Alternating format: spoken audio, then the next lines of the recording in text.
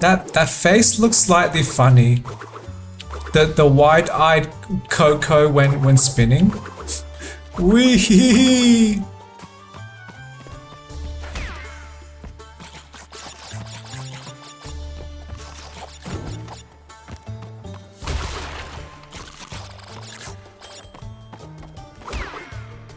Maybe I was thinking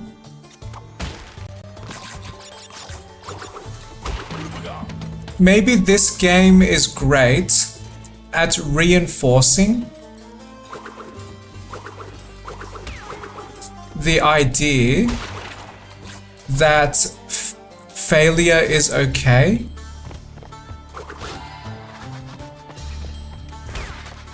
Is because when I fail, this game enables me to return to almost where I failed.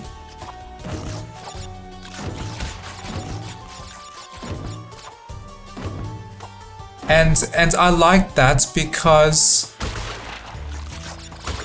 one big reason I play games is to progress.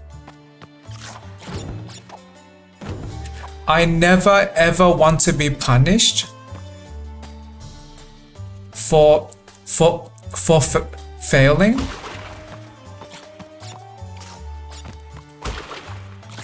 So if the context of a game requires I travel from one point to a next point, or from one area to a next area,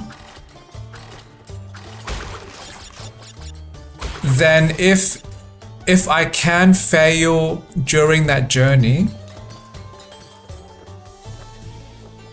I want to return immediately to where I failed. And that would encourage me to fail fast, and that would encourage me to learn faster.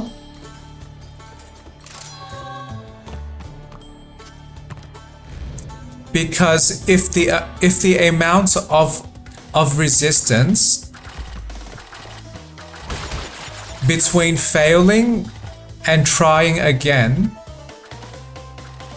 is extremely minimal,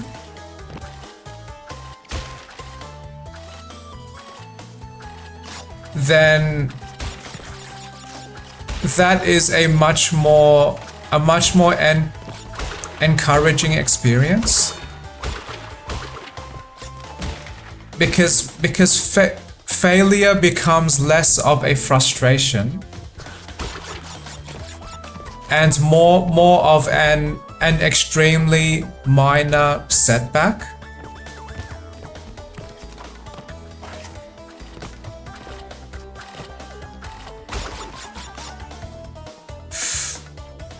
I only now realized I may have wanted that TNT box. So I want to try again.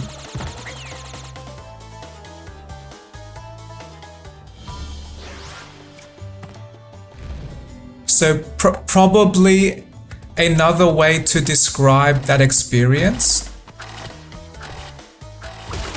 is short iteration times.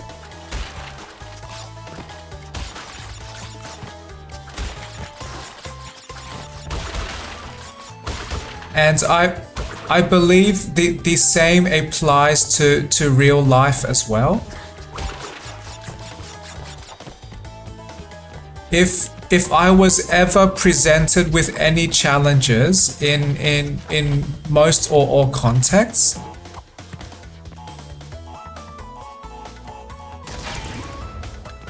if the time or the struggle between failing and trying again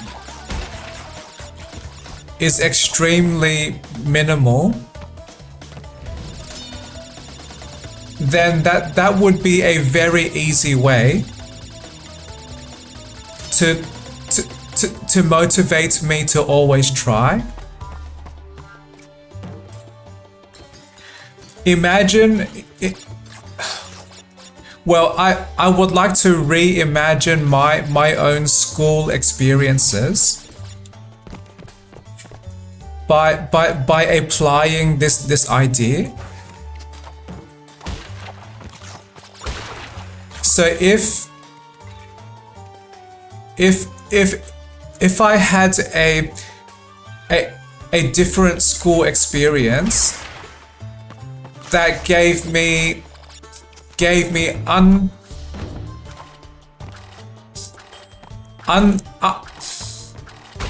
unlimited tests of knowledge, and each time I failed a test, I could restart immediately, then I probably would have enjoyed school much more. But because school only gives people very limited chances to try again, at least in my experience,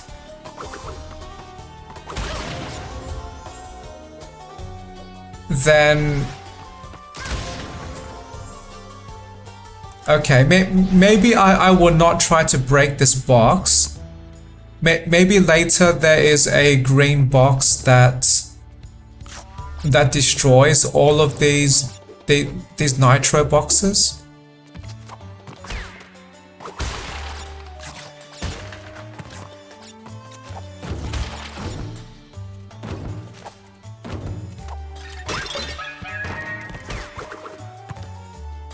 That was accident. I was struggling and flailing around at that monkey.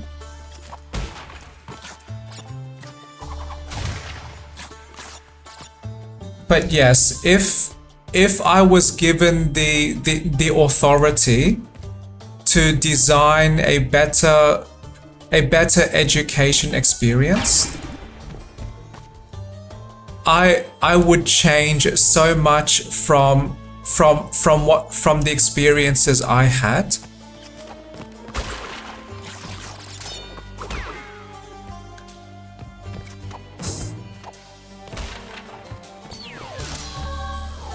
I was not fortunate to have the most ideal education experience.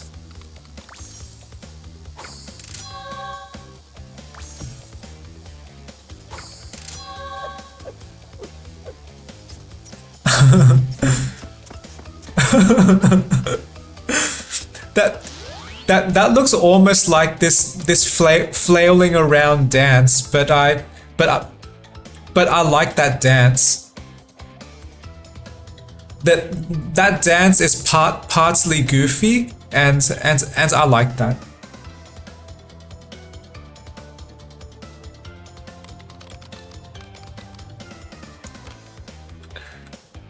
But yes, if I could redesign the education system, at least for younger school children, I would try to create much better experiences.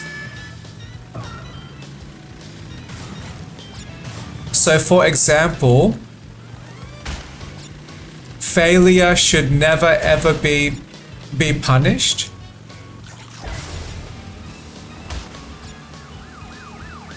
And I want to teach children how to identify and build great leadership skills.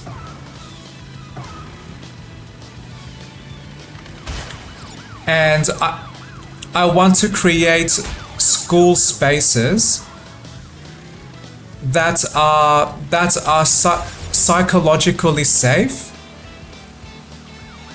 and inspire creativity. Oh, yay! Crash was able to receive that grey gem, even though I did not touch that gem. I appreciate that.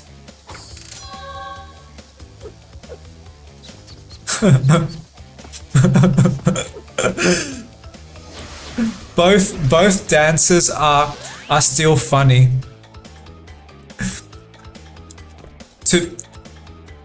To make this dancing more entertaining, I would like to see both Crash and both Coco dancing side by side at the same time.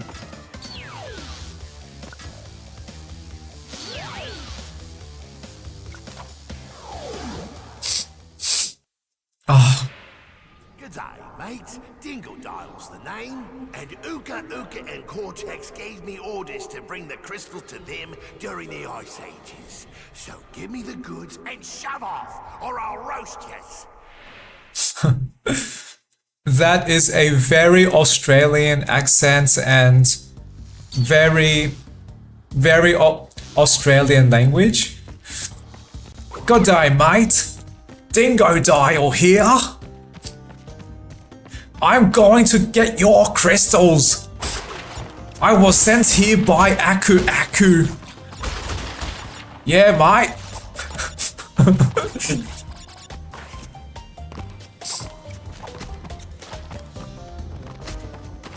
Yeah. I do not know if I have any detectable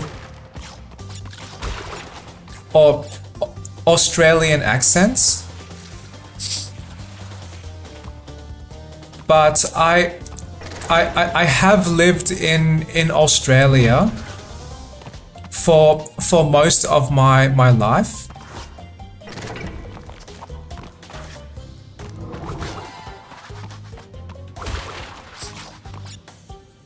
Oh, I see those letters on those tiles. Neo.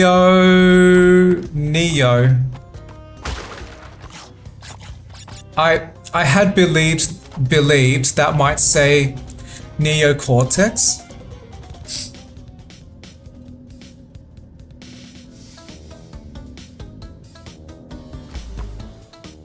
Oh yes, and other ways I would improve the education system is to give students basic lessons with practical adult skills. So I might teach children basics about personal financing. I might teach children about mental health.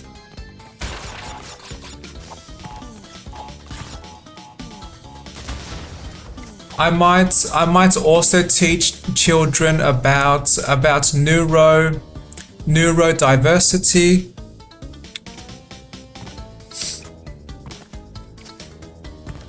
And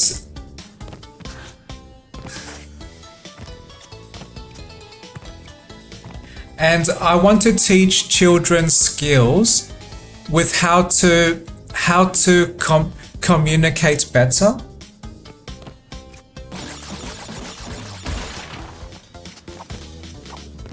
And how they could build and maintain safe social spaces.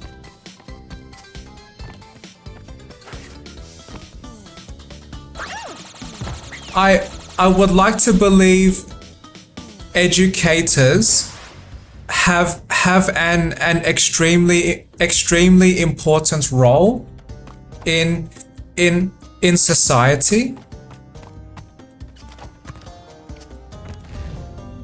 because they consume much time with their students, and they have the opportunity to help teach children how to become more stable adults,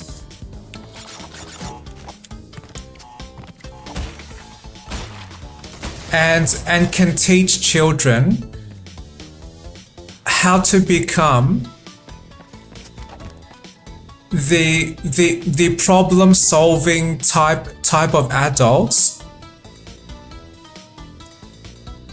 that is more likely to be constructive.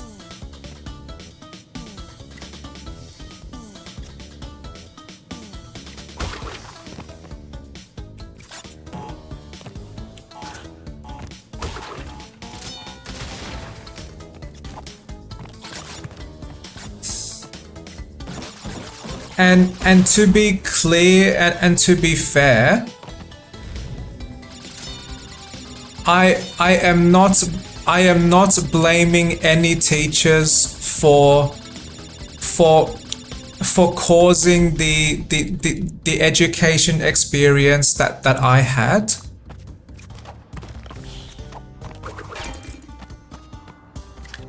And with my current understanding,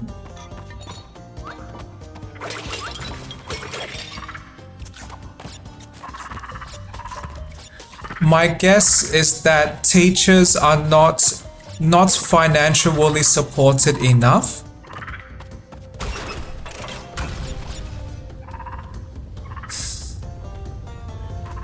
Because unfortunately in this type of money-based world,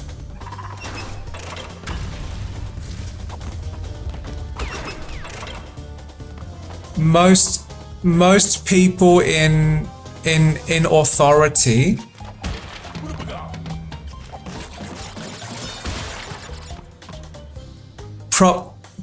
and I am guessing, I actually do not know,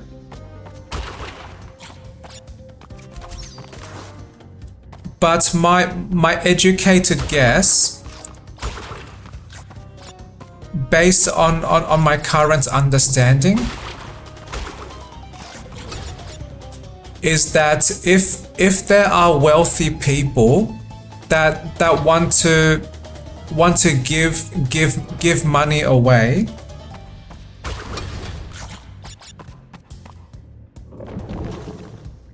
they want to give money to places that are very likely to generate more money in return.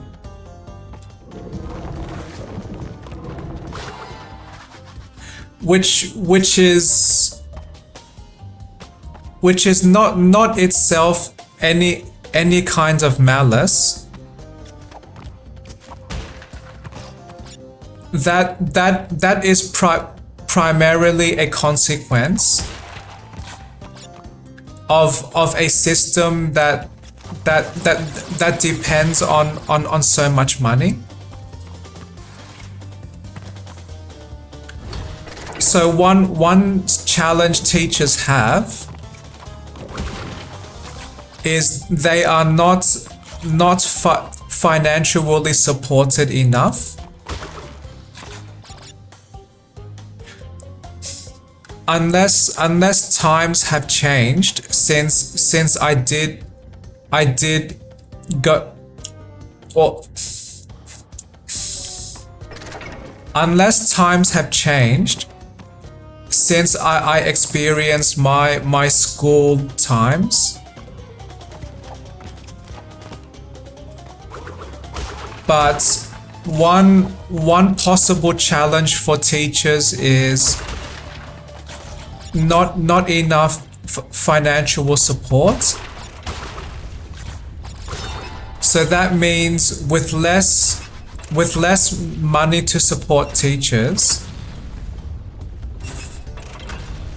they may have less time and less motivation to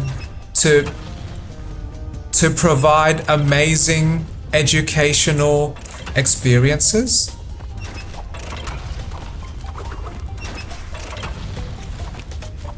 And I am very okay with being corrected if I am completely mistaken. I acknowledge that I have not researched this at all, and I am only guessing that this is the current state of teaching.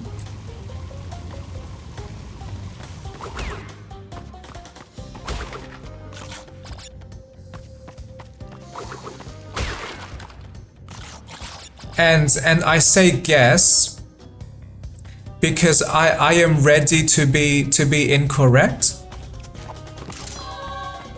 And if people can clearly explain why I am incorrect, I am very interested to learn and to understand.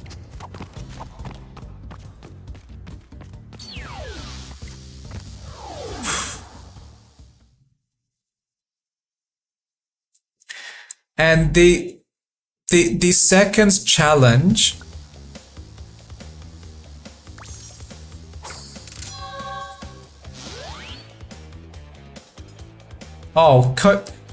Coco does not dance this time. Fair enough. Maybe Coco wanted a break, which is fair. But another challenge for educators is that some people are not the best parents.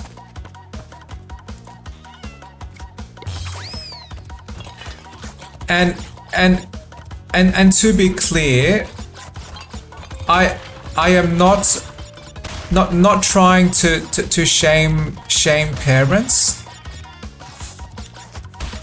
There could be many reasons that people choose to be parents, and there could be many reasons why people struggle to be great parents, and that is okay too.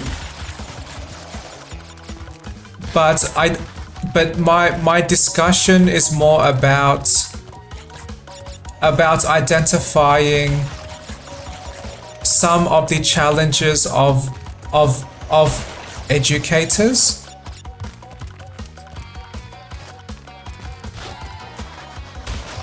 Which can I died intentionally, so I can touch that box.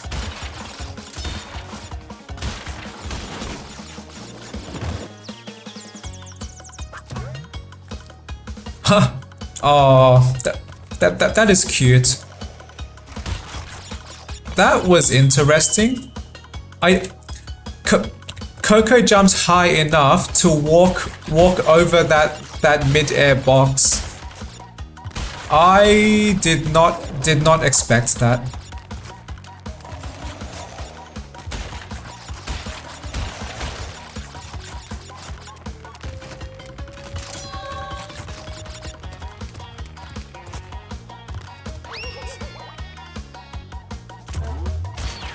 Yay! my favorite levels are those that I can break all of the boxes in my first play of that level.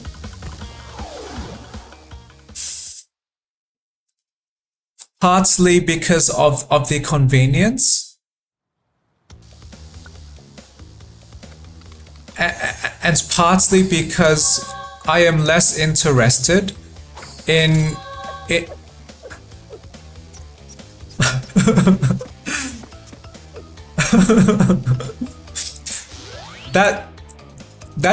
that dance is still funny, but I am less interested with game experiences that have more backtracking and more going back to the same areas, because I must unlock something in some arbitrary other area.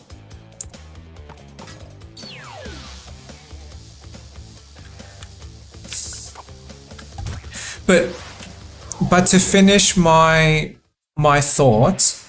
Right. Now you've gone and done it. Them crystals are mine.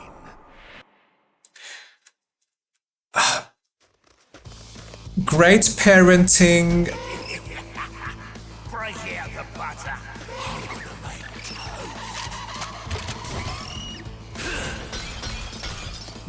Great parenting, I believe is fair to expect as a great challenge. And this is one reason why I am not in. Well,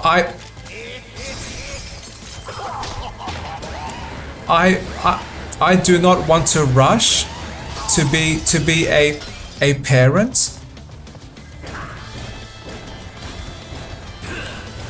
because I am aware of some of the challenges I might experience.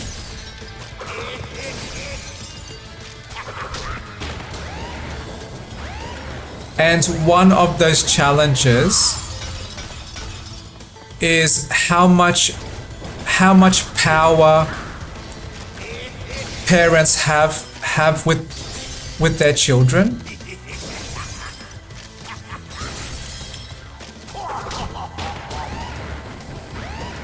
So parents have a great opportunity to inspire and to nurture their own children. But terrible parenting also has the potential to damage children beyond all repair. Oh yay, did I just unlock double jump? Awesome. Now I can navigate vertical spaces slightly easier.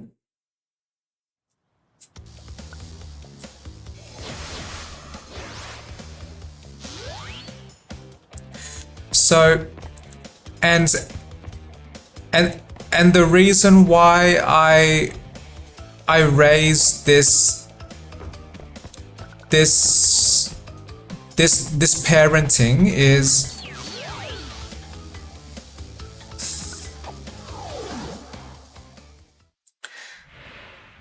well, haven't we gotten far for a pair of fuzzy marsupials?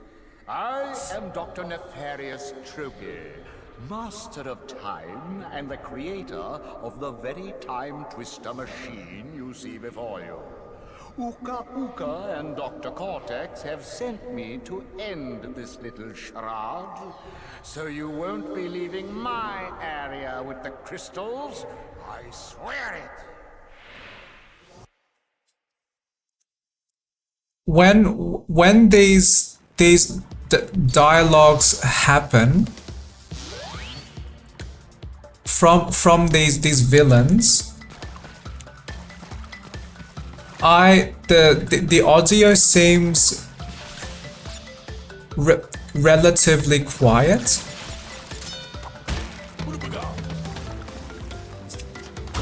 So I am not able to hear what they say clearly. Is that a Crash Bandicoot fish? That is funny. And that fish spins like Crash as well. So one reason I raise parents is that this is just part of my discussion about education. And educators can try their very, very best. But if parents actively maintain unsafe spaces at home, and parents, if parents do not support the growth and the learning of their child, that can disrupt all of the efforts from educators.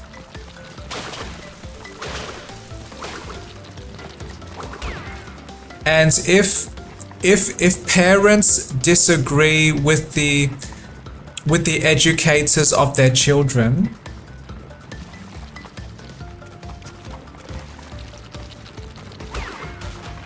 parents might teach their children how to ignore the educators.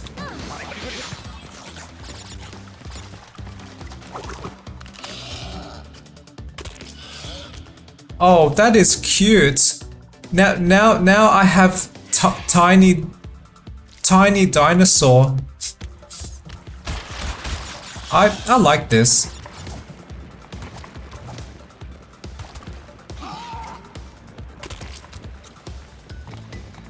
And I can jump off the dinosaur anytime. I do not know why, but suddenly this reminds me of Yoshi from Super Mario.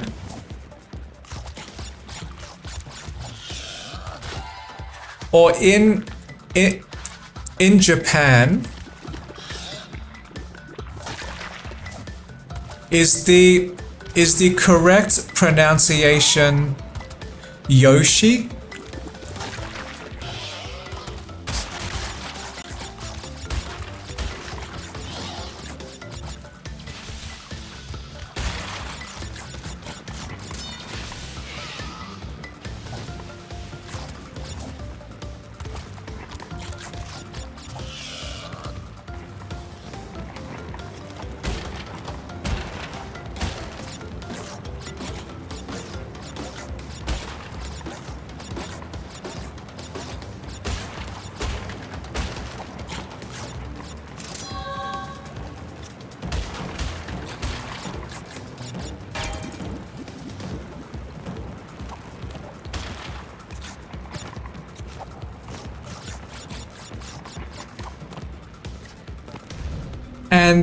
And other ways I would improve the education system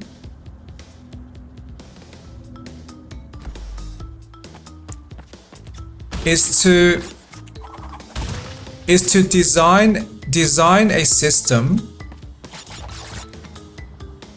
that can tailor itself to the learning needs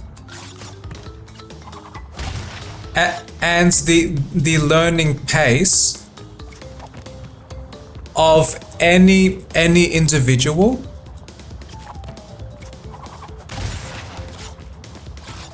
So that way learning becomes much more accessible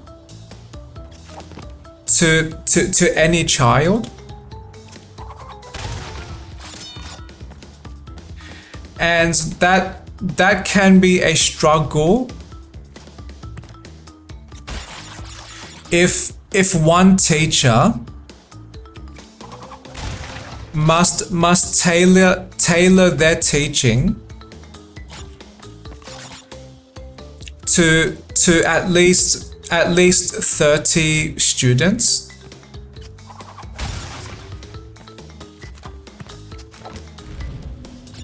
But if we have the tools, if we have the technologies, if we have the systems, and if we have the financial support, then no child should be excluded. All children should have equal opportunity to any education experience, and equal opportunity to any career path they choose.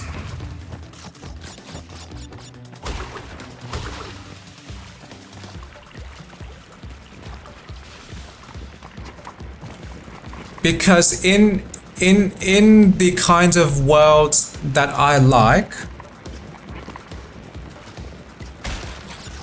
we should have educators that inspire and help build the next generation of adults that will better solve this world's problems and can solve this world's problems better than we can.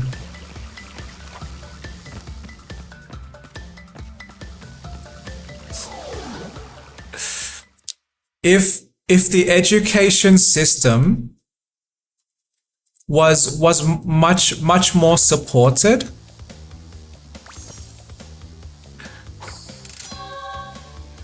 I might enjoy a career as an educator, and I would like to share my life experiences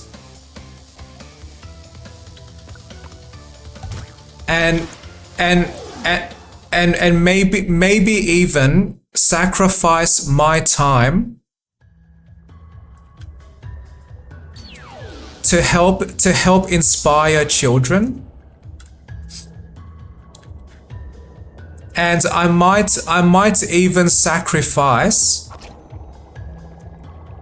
my choice to be parent. Maybe I would trade a life of being a parent to my family to be some inspiration for much more children. But that would be in a very ideal world.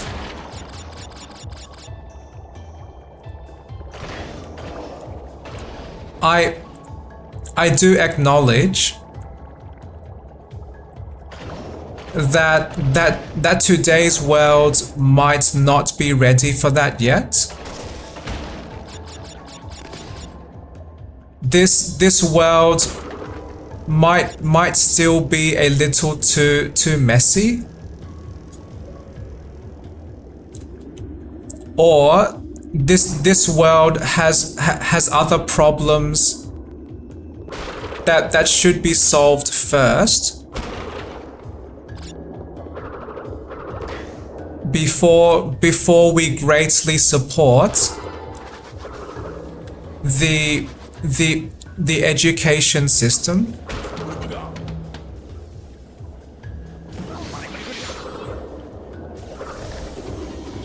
Oops. And I am not saying that I am some expert that knows how to solve all of this world's problems, because I am not that type of expert. And many of the problems we experience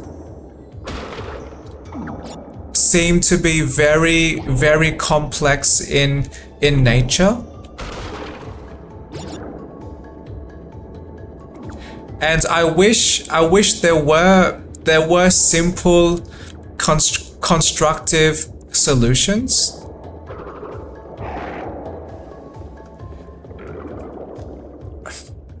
But unfortunately for us, if there were some simple solutions, why have they not been implemented yet? And why have those solutions after implementation have not been maintained?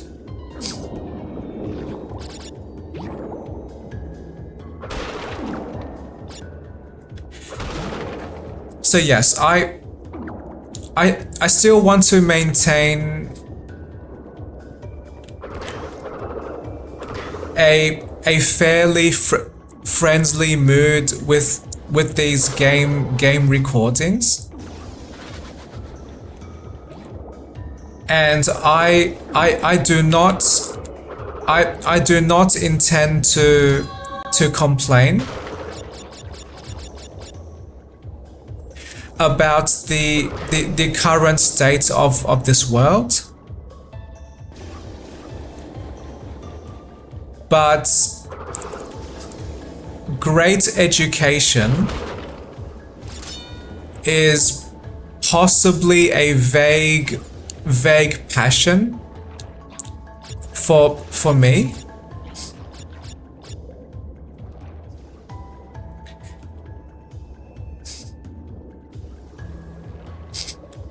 And if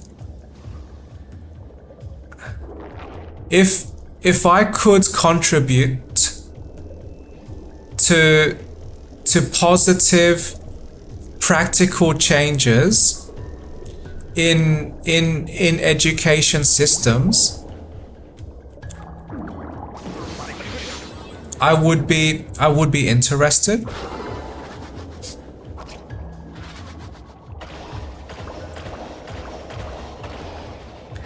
And I am comfortable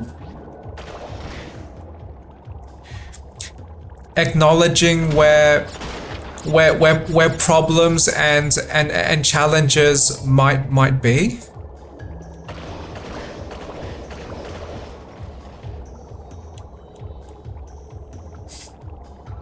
And I would like to believe in future people can solve these problems, and people will solve these problems. And maybe the type of world that I would love to experience, maybe that world is far beyond my own time, or far beyond my own life.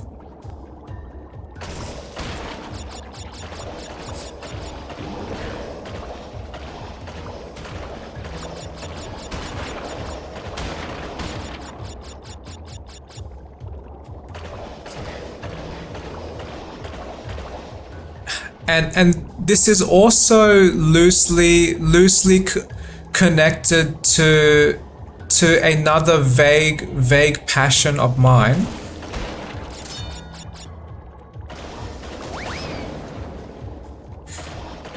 which is because I was born with a neurospicy brain.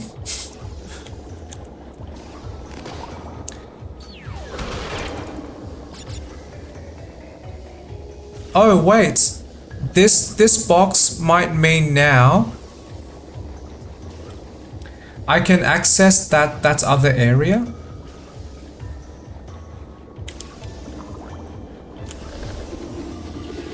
Oops.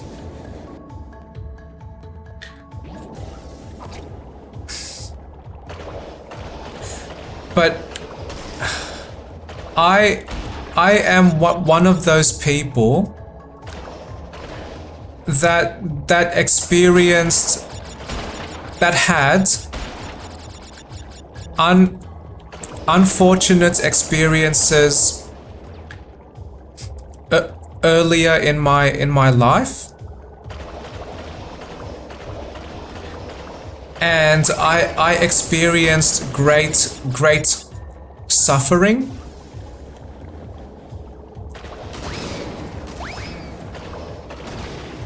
And one almost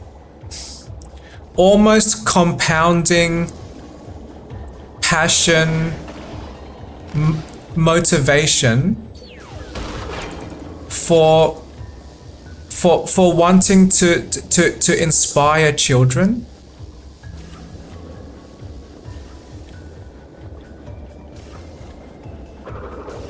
is that I want to protect those children from experiencing the same negative suffering that I experienced.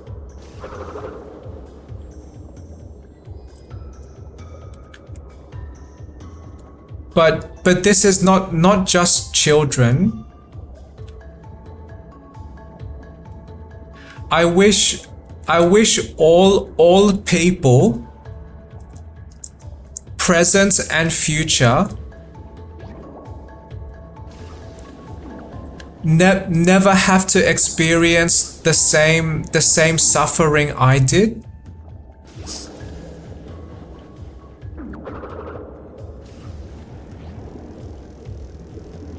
So that might be partly extra motivation for why I value great education. And even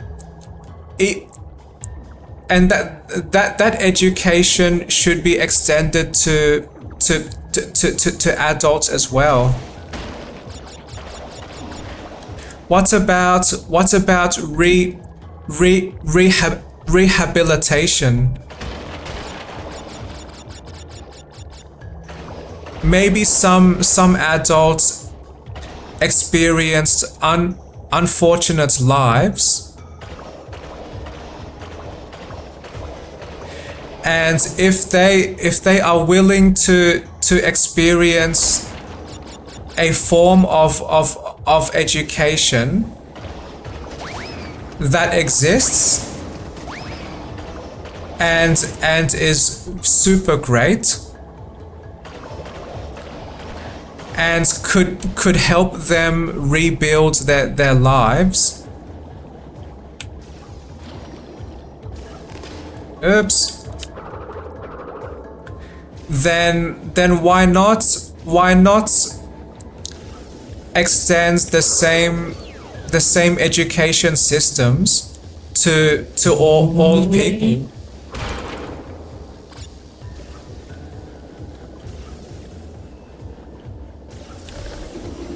Great education and great opportunities should be accessible to all people.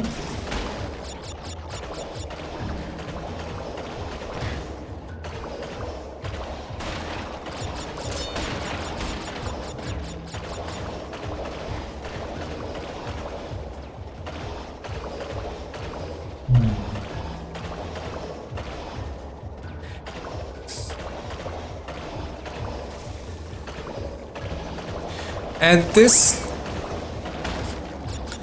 I am just thinking out loud. Oops. And this may not be the best idea.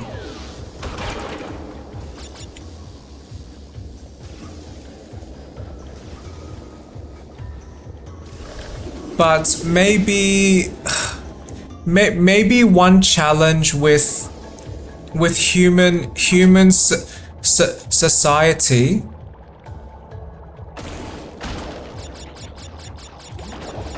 is that maybe this world has become too large scale.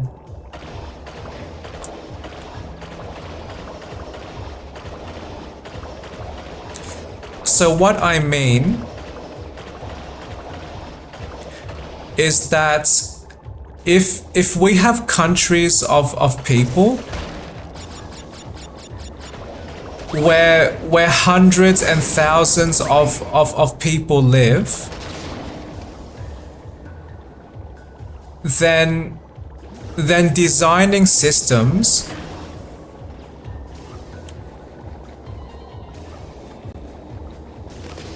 that supports that large number of people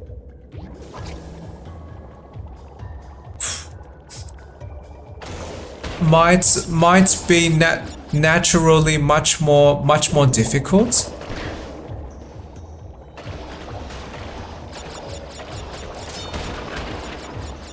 So my mind just gave me one random idea.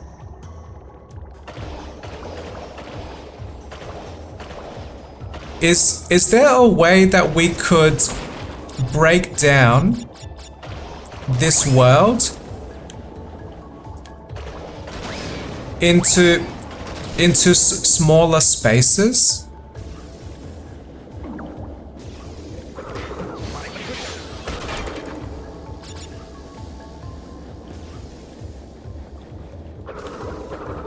So instead of one country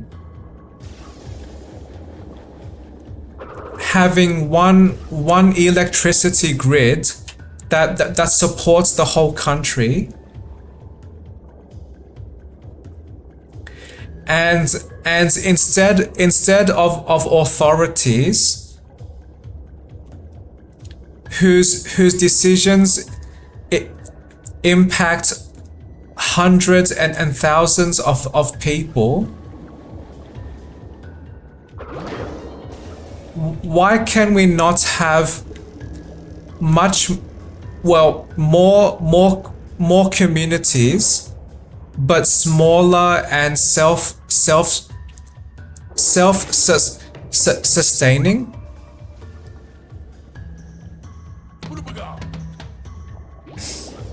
So my mind is now exploring the idea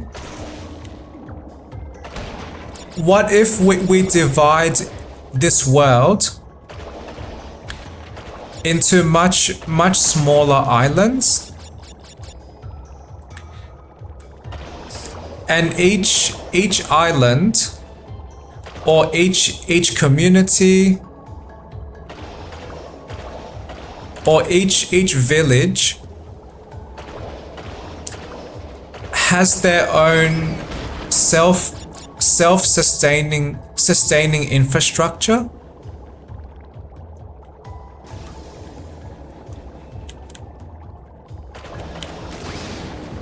So each of these small communities have their own supply of water. They have their supply of electricity. They all have the internet. They all have schools and educators. And would it be much easier to build and test better systems at a smaller scale first?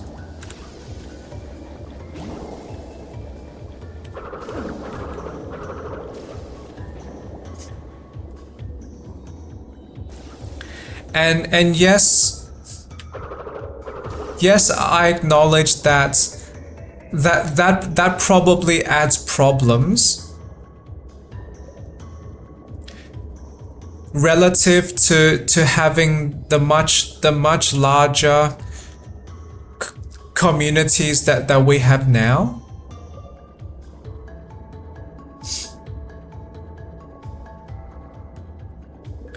But there was a time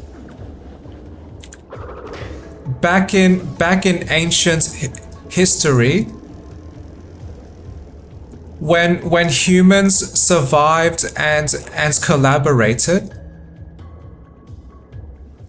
in much smaller communities.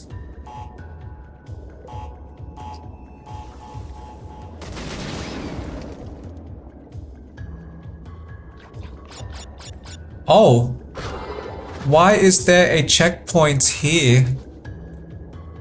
I feel pleasantly surprised. Is this going to lead to some secret exit? Or secret path?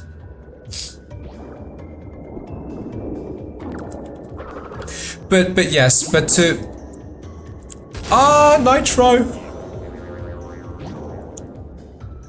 I was not able to react fast enough to that nitro. So to finish my thought, what if we could divide this current world into smaller self-sustaining spaces that has all of the best tools and best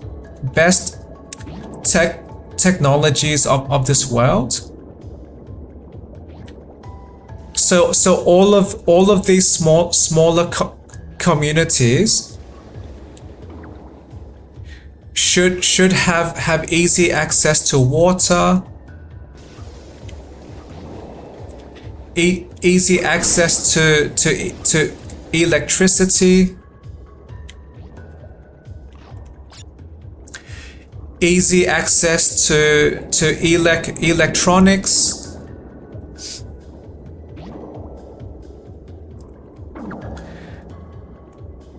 And I am curious if this might solve some of this world's current problems.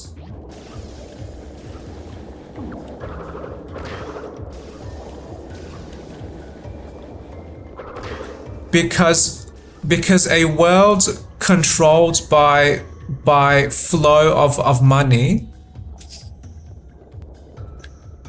and a world with such massive, large-scale access to so much information.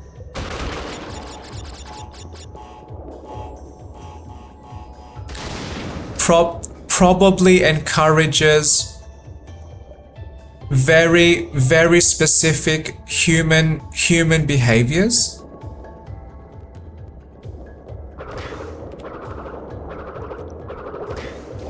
But if we had, but if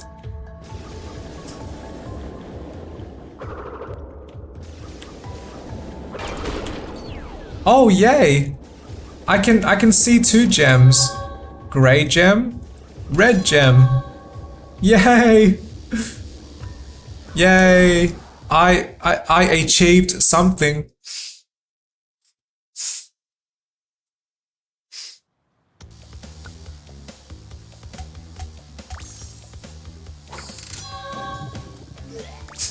Okay, Crash.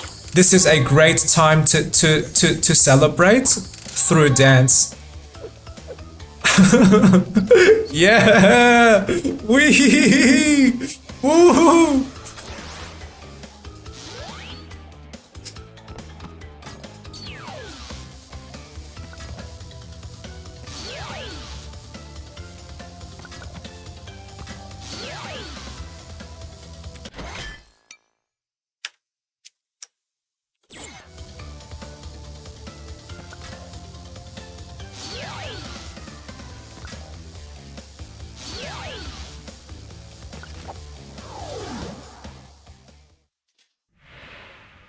So, you pesky little rats aren't going to back off, eh?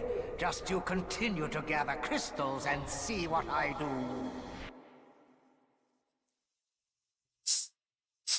Another way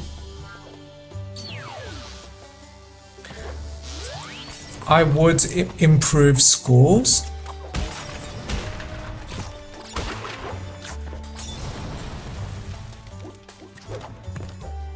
is better sex education.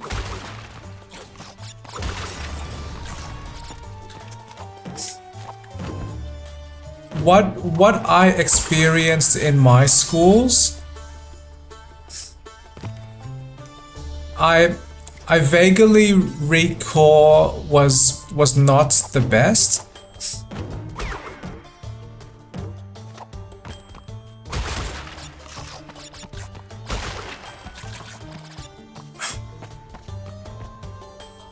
I believe one of the best lessons I would have wanted with sex education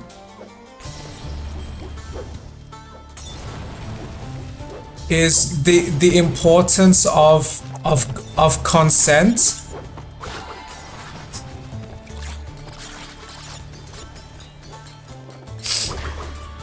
So before any person considers sex, we should be encouraging people how to ask for sex in a respectful way.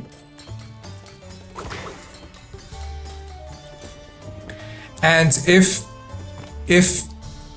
the person being asked says no,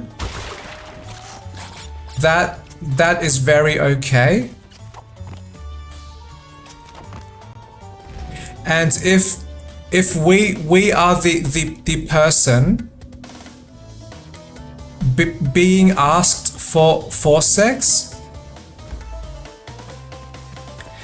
it is very okay for us to say no as well. Oh wait, how do I progress? Oh, double jump. I forgot.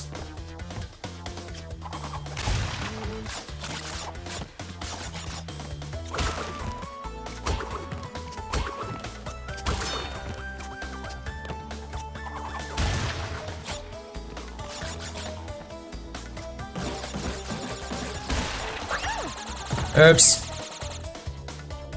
And what I wanted to understand more in sex education is the long-term considerations of sex.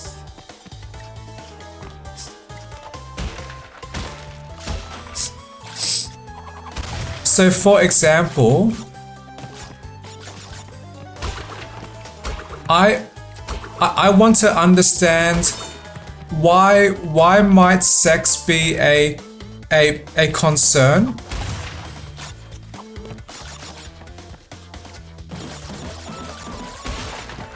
And one of the most common fears,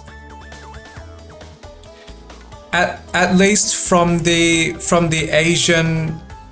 Asian culture that my family taught me. Well, not taught, but very implied.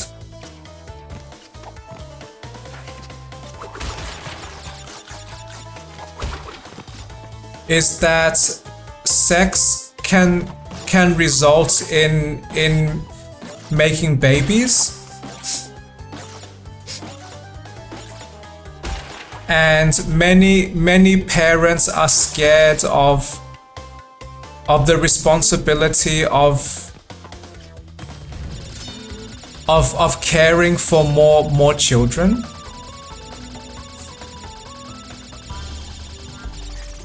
Which is a valid concern.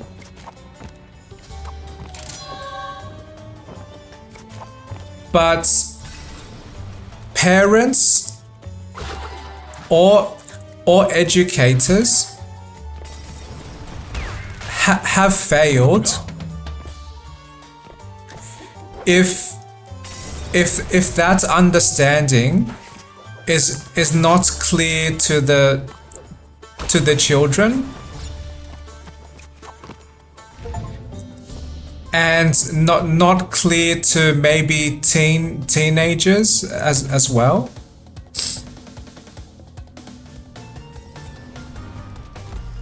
Because if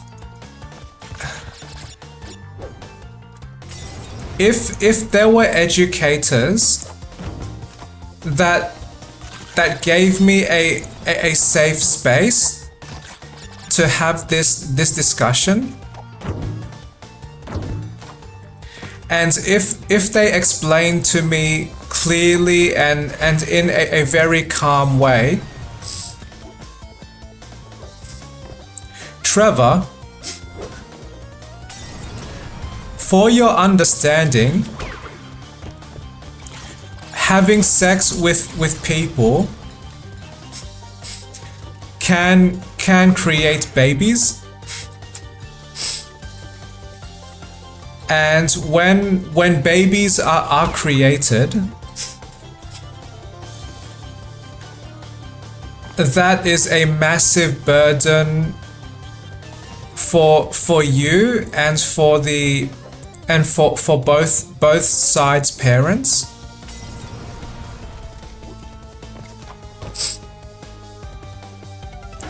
So if you wish to engage in sex with the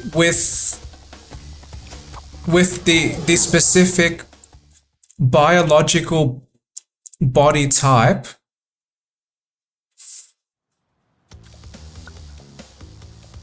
then if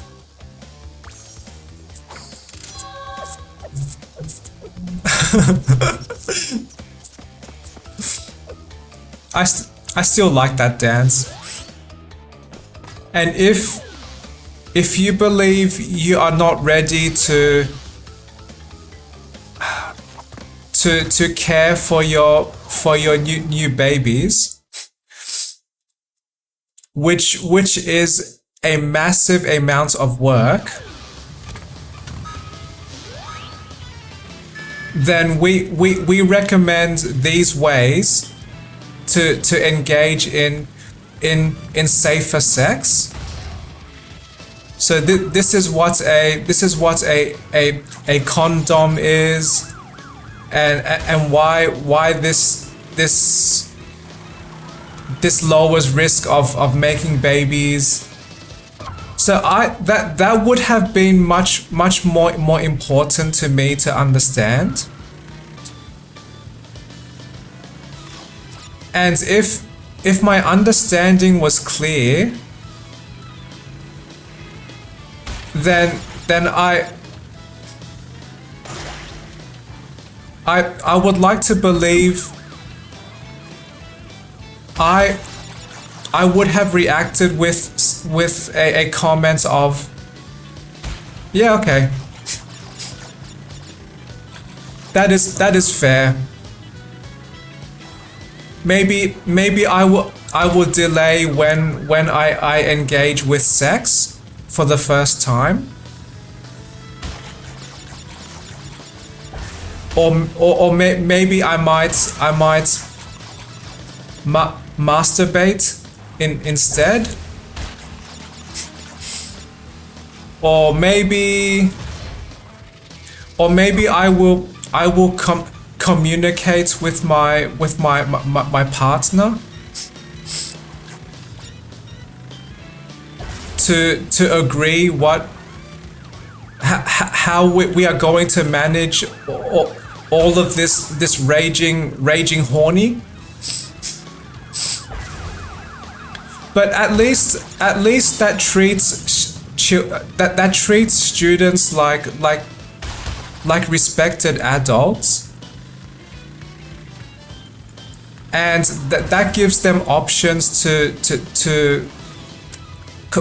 consider. And I would like to believe that encourages those students to behave with much more respect towards each other.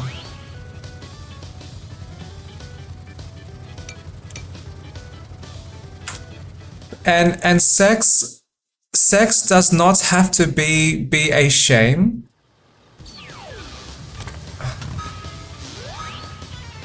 And sex does not have to be embarrassing either.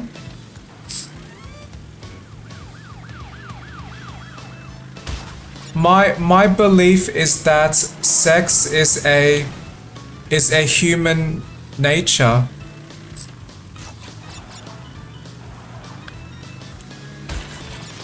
And there is this true but slightly funny phrase to me: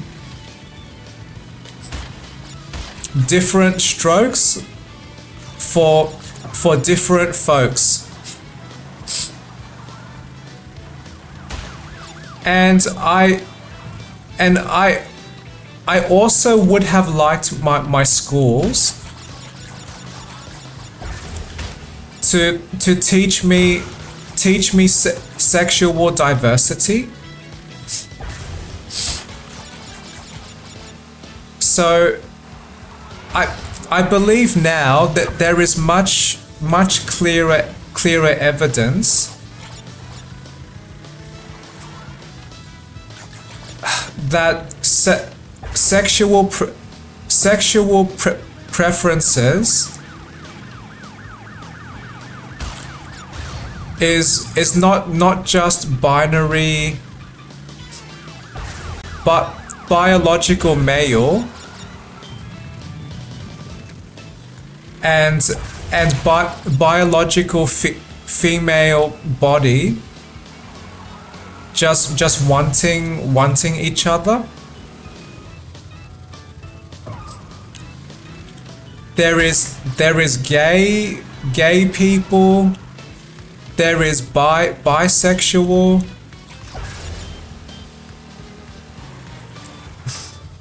So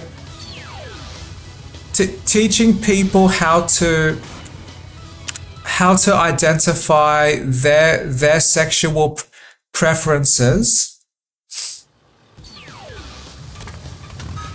could lead to much better mental health.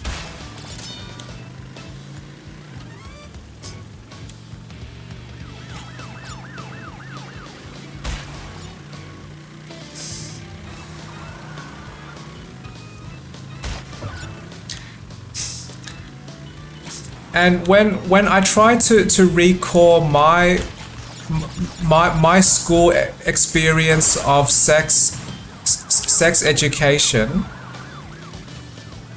the only parts that I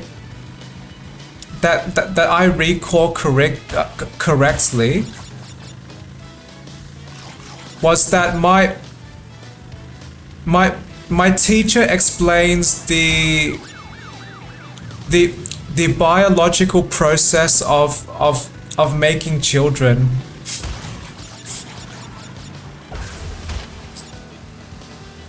And that really does not teach me much. I recall being shown this cartoon of what looks like some inside of some person's penis, and the cartoon was explaining, oh, this is where sperm tries to go, and sperm tries to exit very quickly. And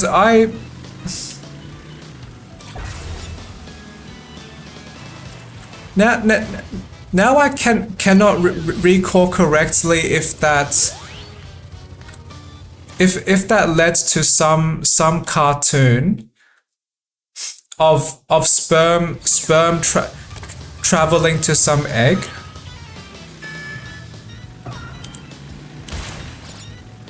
But as a young teenager,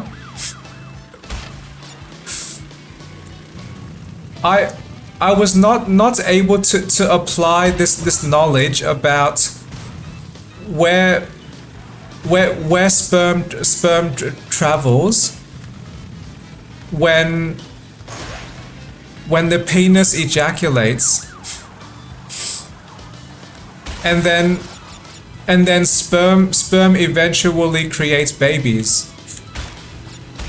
So that is not the best sex education.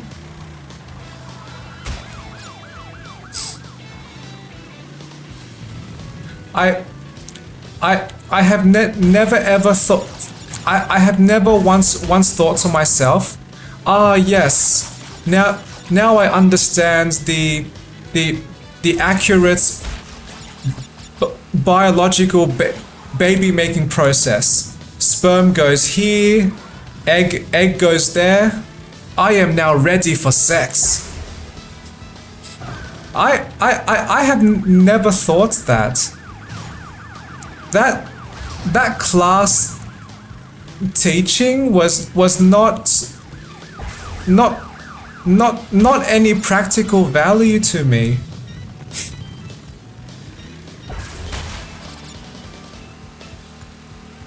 And if I wanted to understand where sperm goes, are there not YouTube videos or like other places that could explain that much better?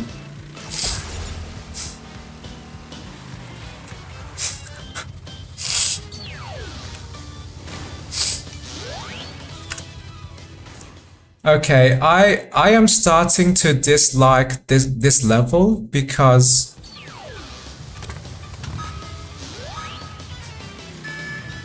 I do not understand how to reliably finish first.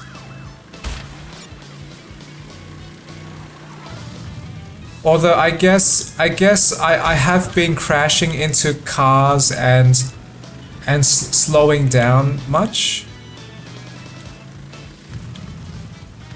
Okay, and I should avoid the side dirt. Let me try again, and not talk too much about sex education.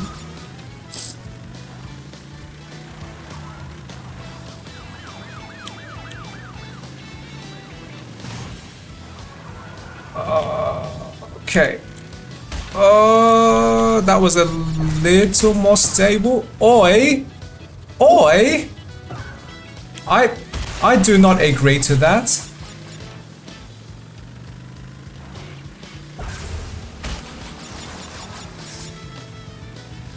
This is challenging.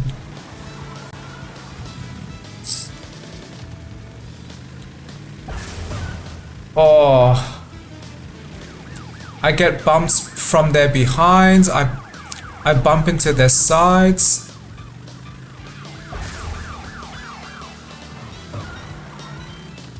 Oh, actually, well, I am almost third. Oh wait, yeah, whoops. Yeah, those are the top 3 races. I was closer. Ugh. That did not help. Okay, so as a mental note to myself, try to avoid falling down that pit.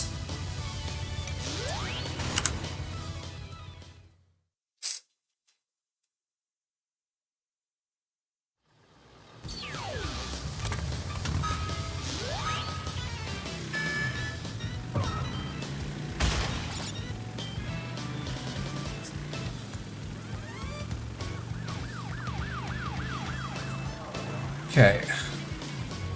Oh, fudge. I did not notice that hole. Oh, okay. That is okay. Friendly reminder to me. Failure is okay. I want to fail fast, not fear failure. Maybe I can still salvage this race and still be first. Well, I can try. Maybe if I do not fall down, then maybe I can... Oh, that is a very, very tight turn. Maybe if I do not fall down, I can... I can catch up much easier. Oh, yes. Oh, no. Oh, I am third. Just two more cars. 2 more cars. Oh, this is actually seeming close. Maybe I can. Oh. I did not fall down yet. I did not fall down this time. Oh, 3rd place. That was actually decent. And I fell down once. So if I do not fall down, maybe I can win the race. Okay, oh, you... Sir?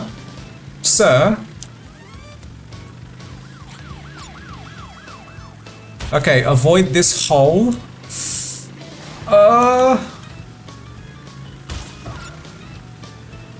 Okay, left, right, squeeze here, right. Right.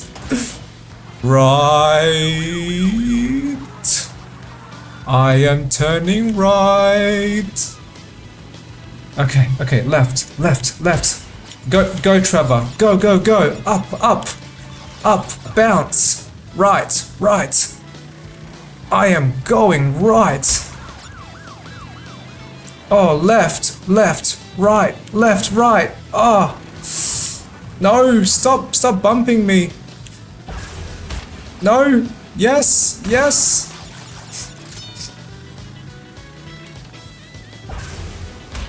Okay. Ay, dirt.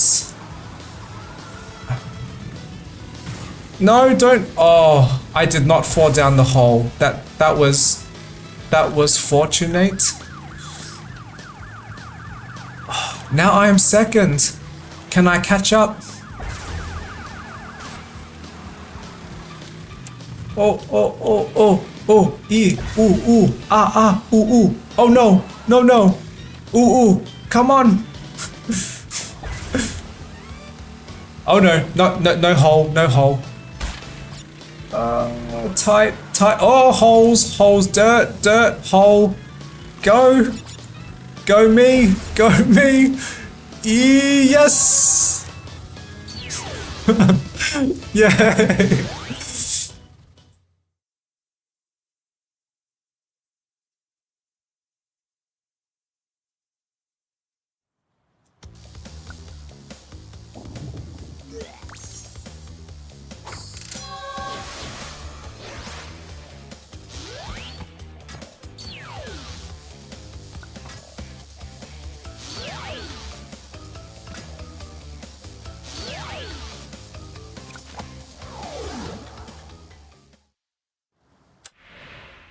Well, you've crashed a few parties before, but I never expected you to make it this far. If you don't turn back... I will inflict 1,000 years of suffering on you and the entire universe!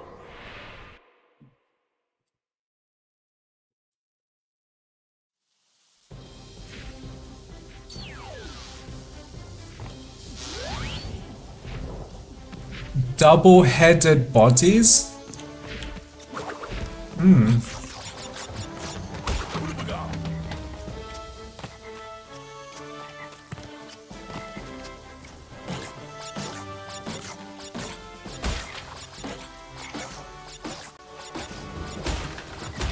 I like this familiar aesthetic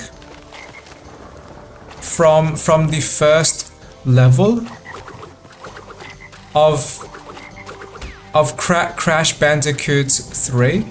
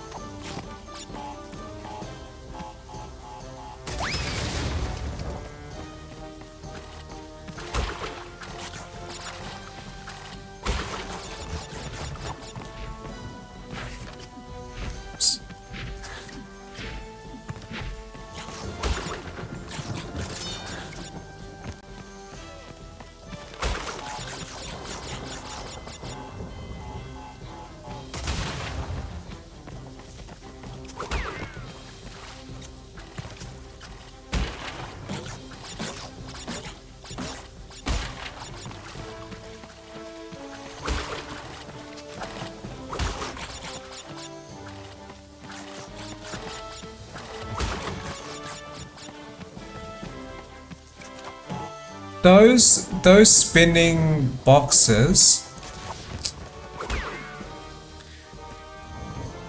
if I recall correctly,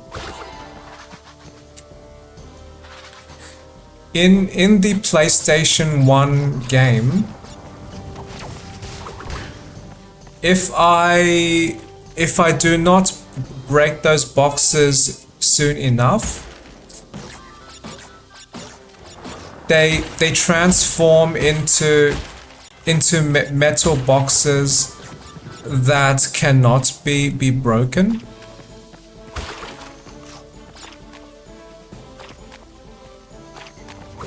If my memory is correct.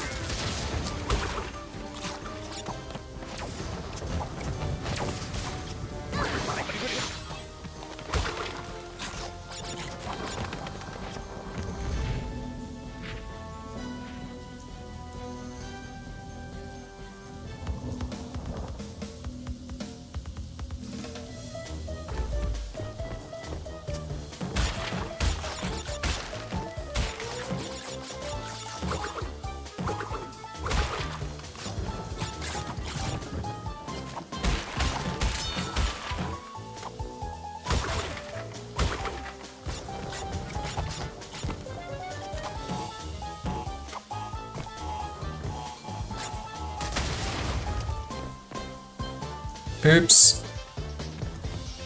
I might need that jumping box. Okay, I want to try again.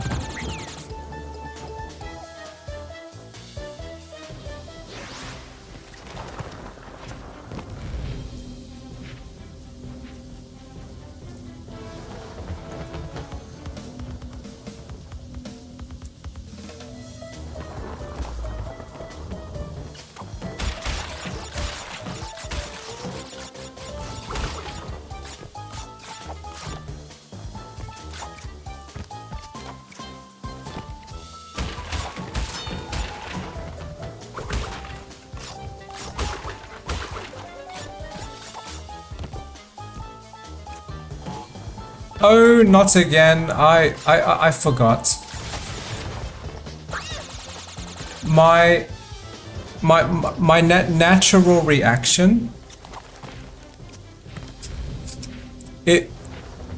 is to touch all of the boxes.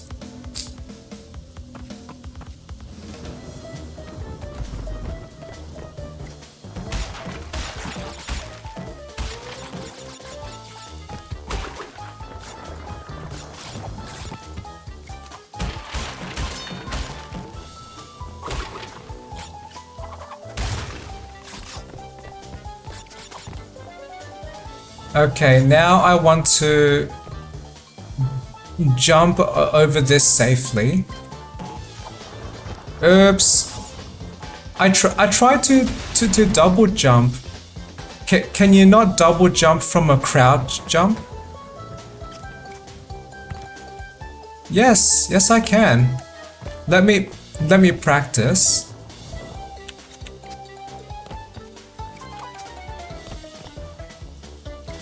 Yeah, crouch, jump, and then second jump is much higher. Okay. Maybe I somehow jumped incorrectly.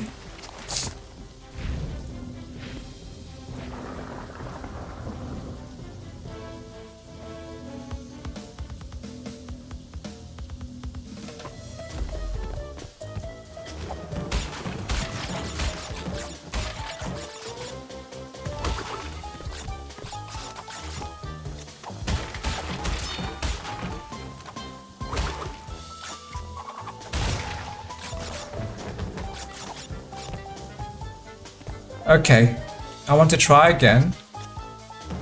Yes, success this time. Now I break, or I mean I touched the exclamation mark box. Great. Now I can access these boxes. Okay, now I can touch the explosives.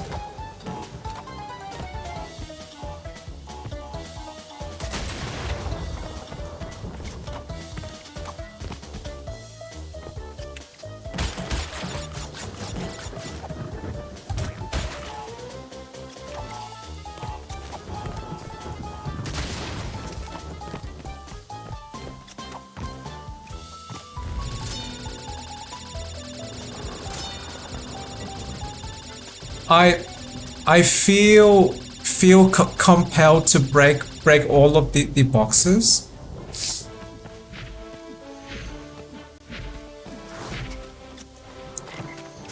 Partly because I may unlock the grey gem.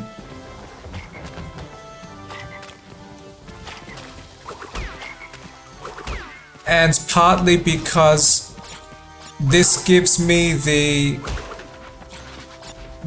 maximum amount of fruit.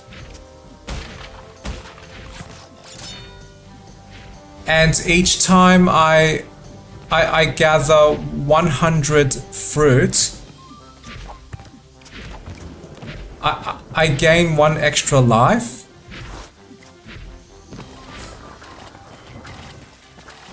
Which gives me more times I can fail.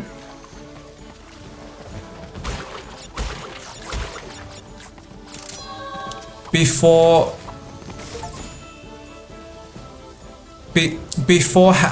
having to restart levels in a much slower way.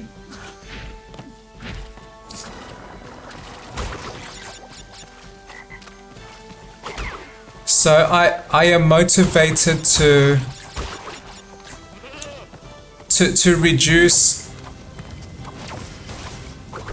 reduce the difficulty with my long-term progression.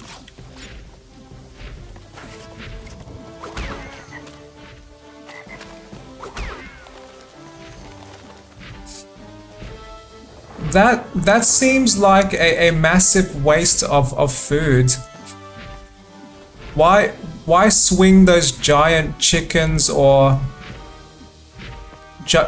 giant turkeys?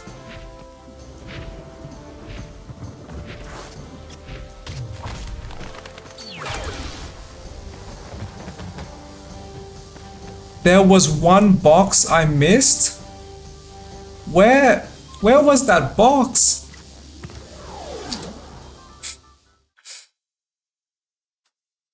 Well, that was one of my failures.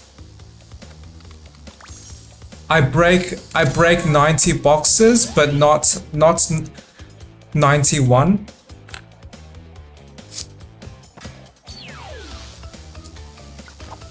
Dr. Entropy. Why are there so many doctors?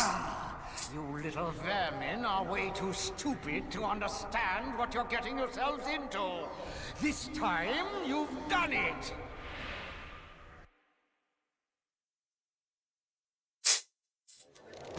Amazing powers have a price. Now you're on my time, you little skunk. Give me the crystals. That does not explain much.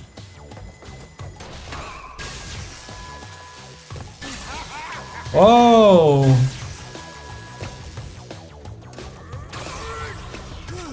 This is like playing jump rope.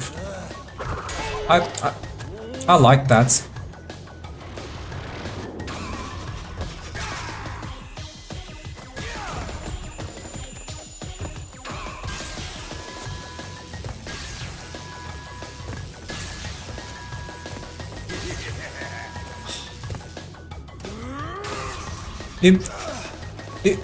Imagine this as a school activity. Imagine how excited children might be. Dodging missiles, jumping over lasers.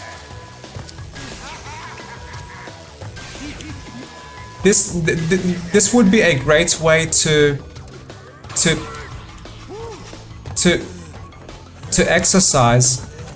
My time is up, but yours soon will be too. Spin longer and faster, or glide in the air.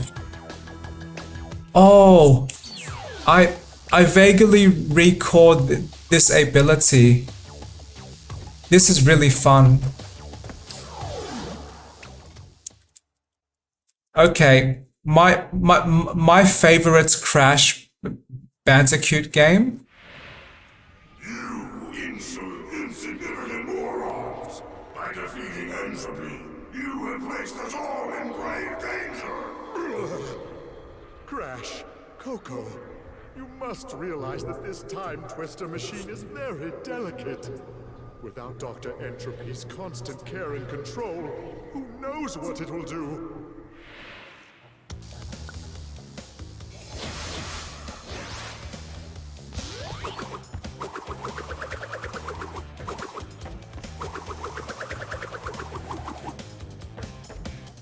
I recall now. This might be my favorite Crash Bandicoot game, but only relative to these first original 3 games. And now when I spin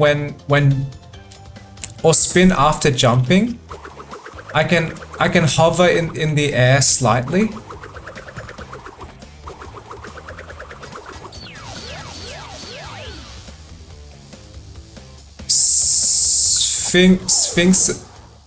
Sphinxinator? Is that a reference to Terminator? Ooh, boxes.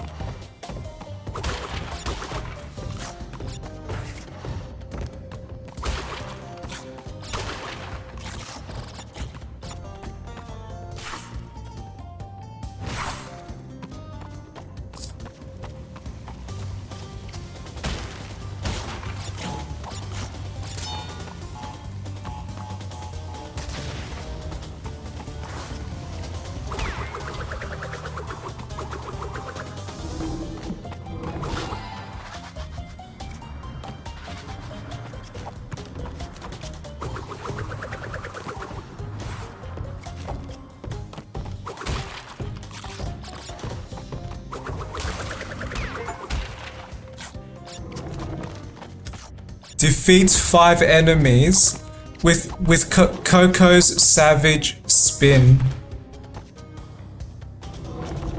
I was not aware this was named Savage Spin. That is slightly funny.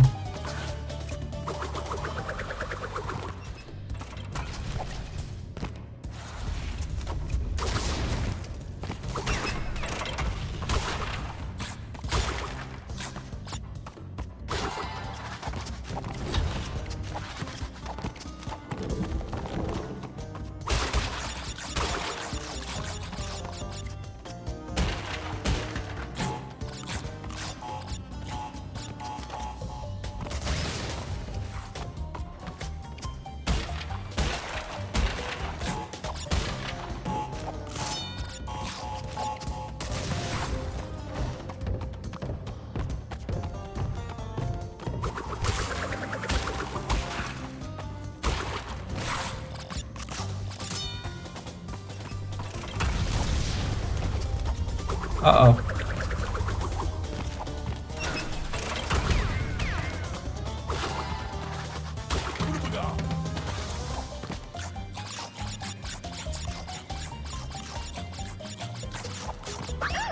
Oopsie.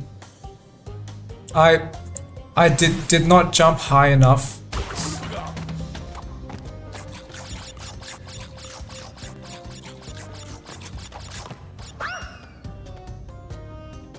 Okay, that is very difficult to measure. I will now jump much further.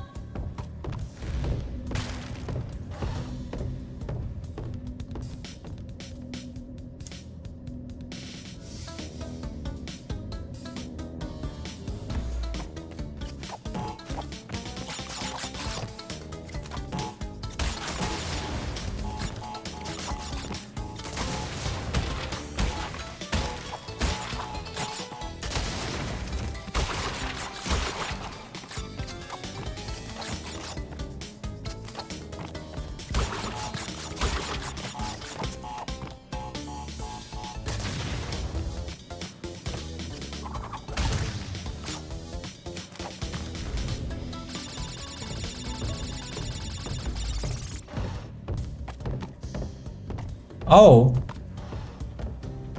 The platform now appears on the left side.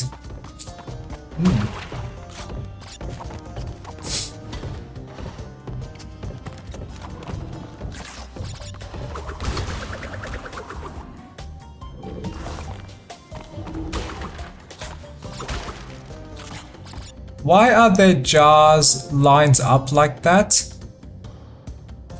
With pictures of monkeys at the bottom?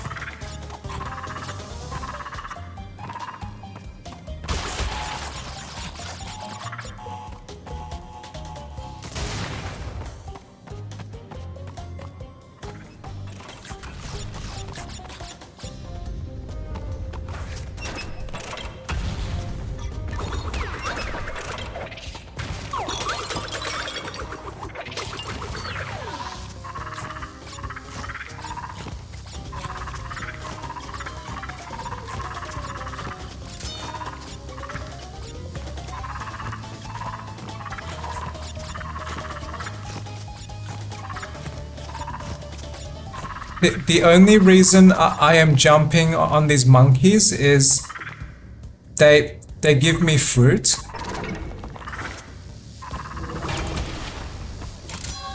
Oh yay! Grey gem.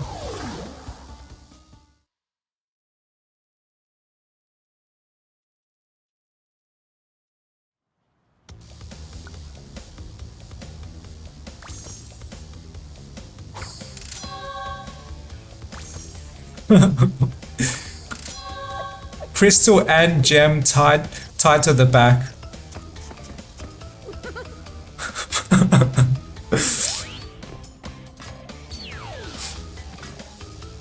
I did not know that Coco giggles slightly after they dance. That seems like they enjoy that dance as well. Shoot the blip. How do I shoot the? Okay. Machine gun, barrel roll, and brakes. Okay. I probably understands the controls.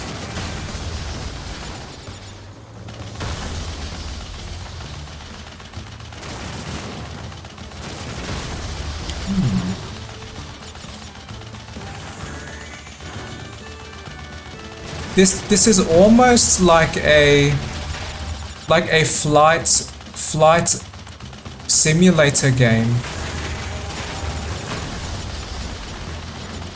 Crash Bandicoot 3 seem to try to be diverse for its time. But I dislike that more difficult bike racing level.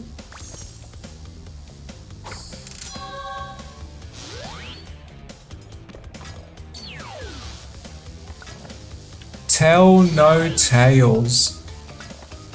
Okay. Is this another water? Crash Bandicoot, we meet again. Uka and Dr. Cortex want me to teach you a lesson. Well, I made a few modifications to my mechanics since our last encounter. So back off or be deleted.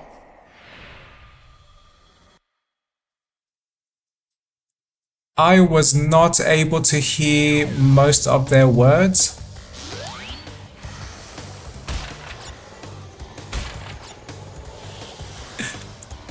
Forgive me, engine. You might be giving me the most amazing speech in the world, but I just I just cannot hear your words clearly.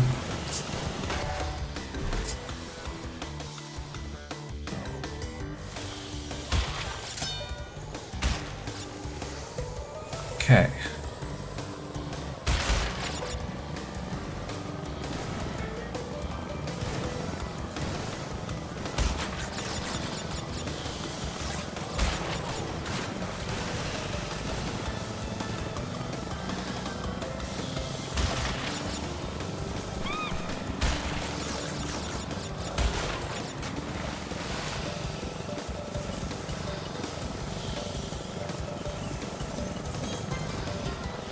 Okay.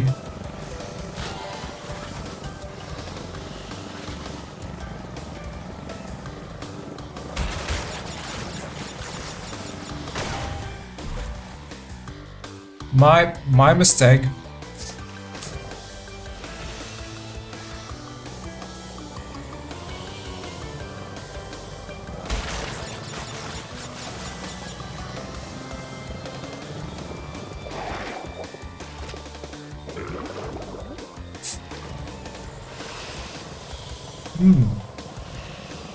Is this a new area for me? I do not recall that shark.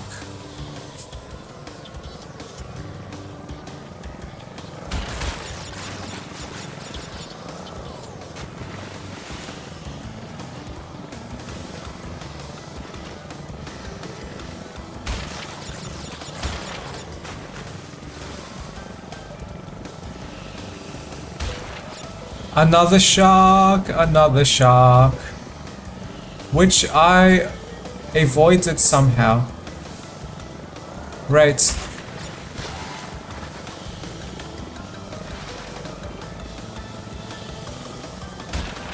Whoa, so much bouncing on the water.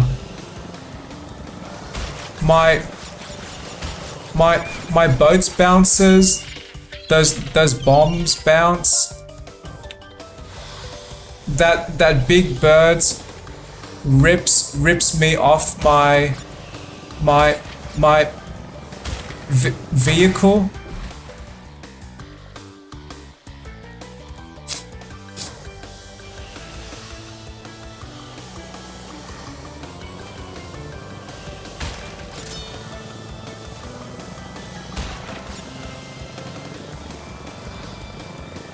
One jump, two jump, three jump.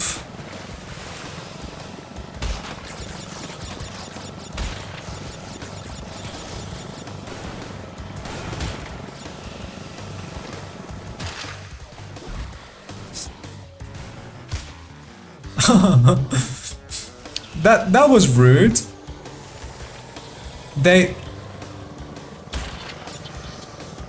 They knocked Coco off their vehicle,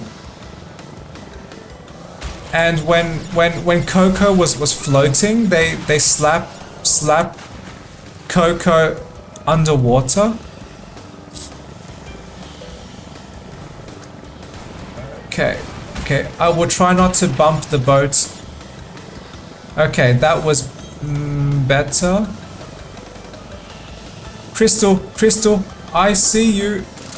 Yes.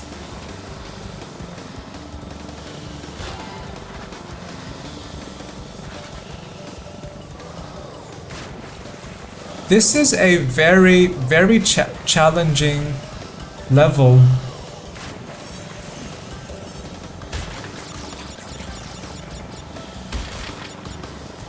Oh, alive. Yay.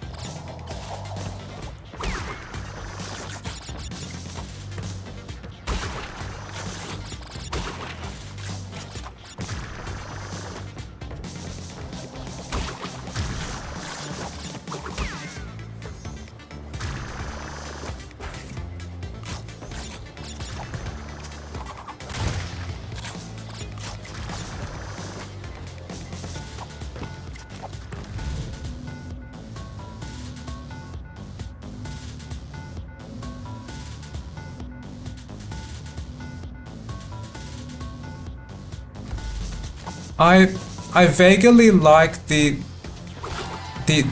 aesthetics of this level. Very bright, very science fiction.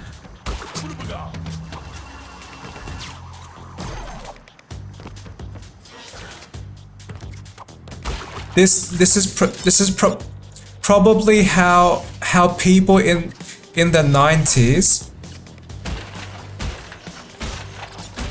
imagines the distant future, with all of these impractical lights, shiny lights everywhere, neon lights and lasers.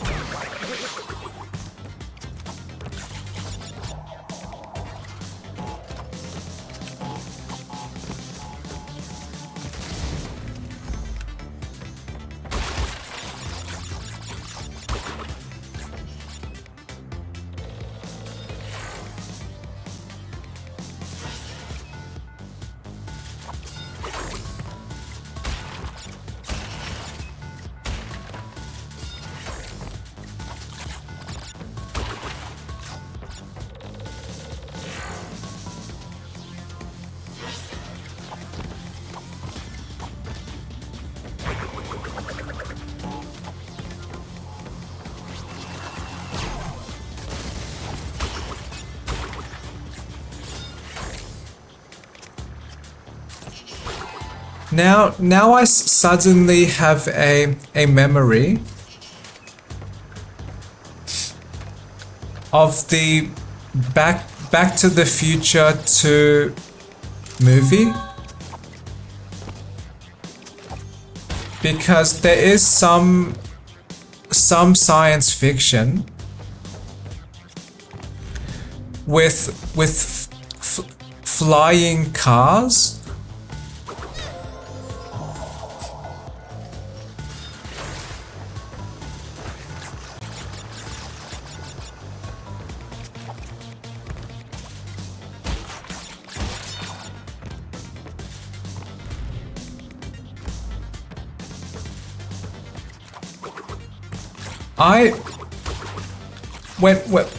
When I was younger, oopsie. When I was younger, any science fiction technology seemed exciting, which includes flying cars. And includes time machines.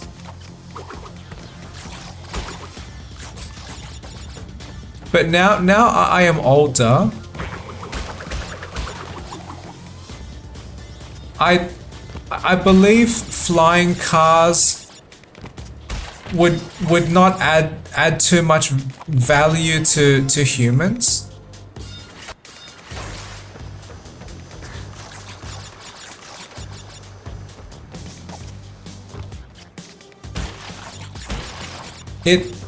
It would be great if cars could fly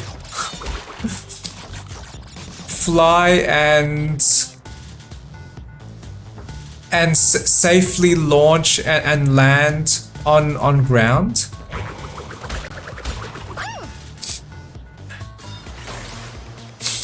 But one extra challenge is how can we ensure safety of people if we have flying cars?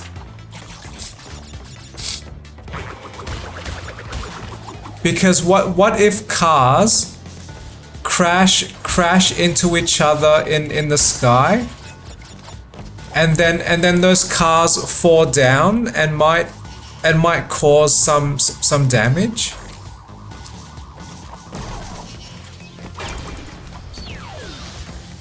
Or what if people forgot to refuel their flying car? So while their car is flying,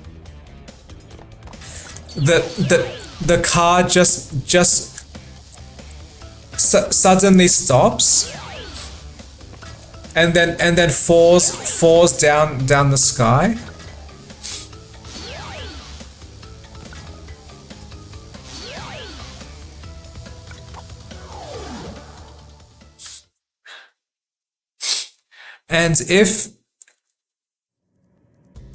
And even if humans solve the problem of safe flying cars,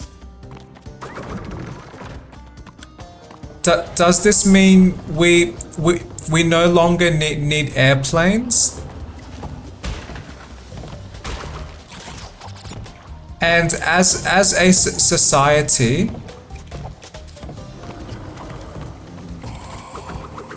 are we going to build more technologies that fly? So maybe flying drones, maybe flying delivery of items.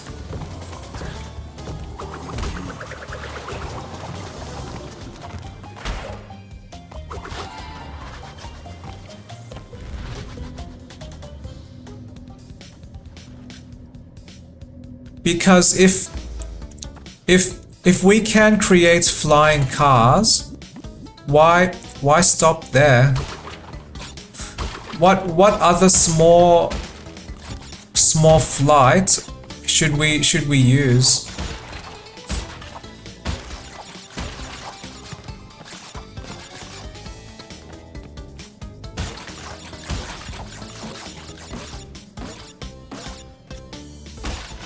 One, two, three, four, five. Great. So between these first three Crash Bandicoot games, the number of times to jump on those big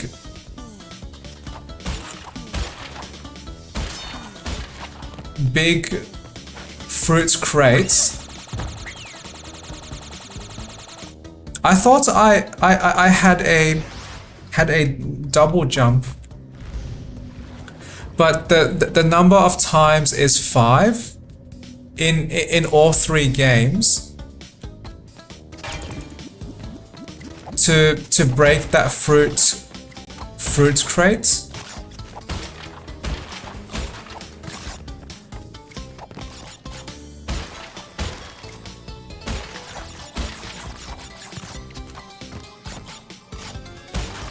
One, two, three, four, 5, and I like games with consistent rules,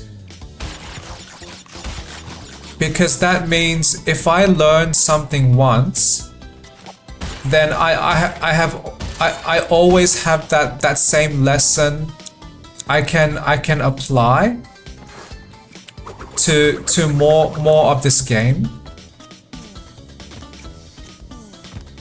So consistent rules and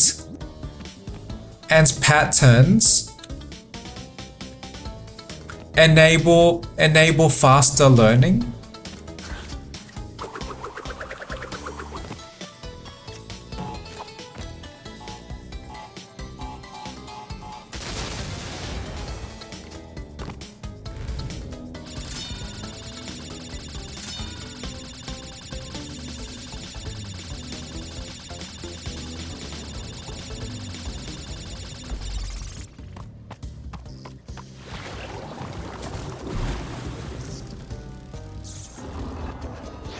I now learned I can actually drown in that deeper water.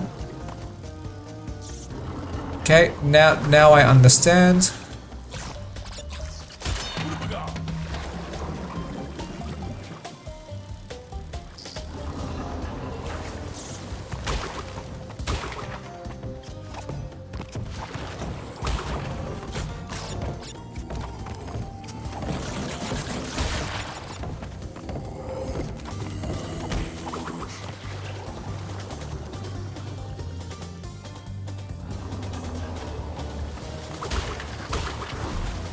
Oops. I meant to jump.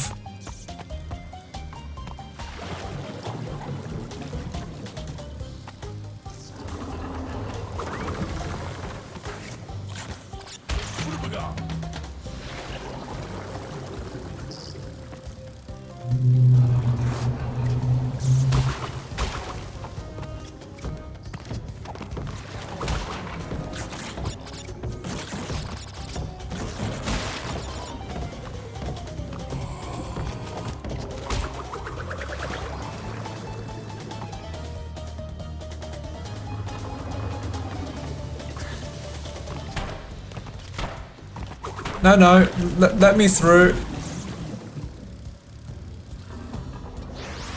Okay. I defeated one of those enemies by slide kicking them. So I will try that.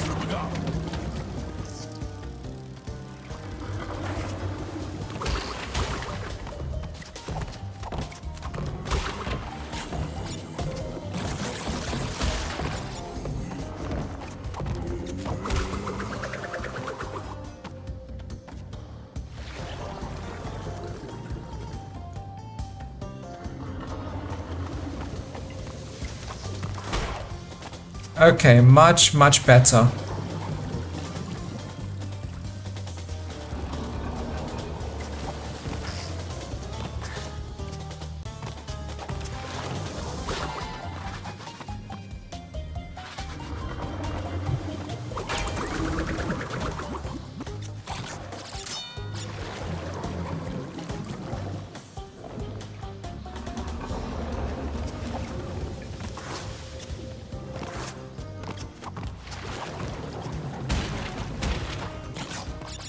I am curious if I touch this crystal, will the surrounding walls be have less light? I like that's attention to detail. So the crystal actually emits light.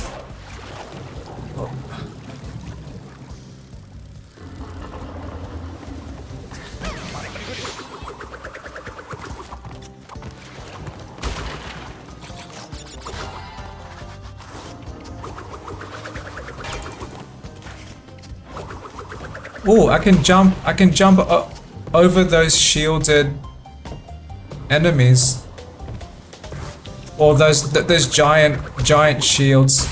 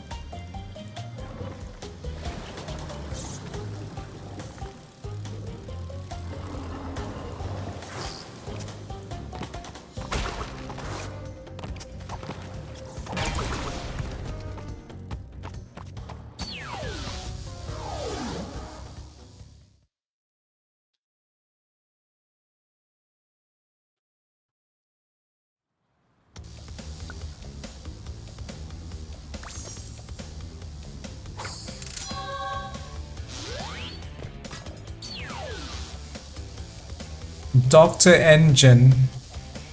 So this is another doctor. So,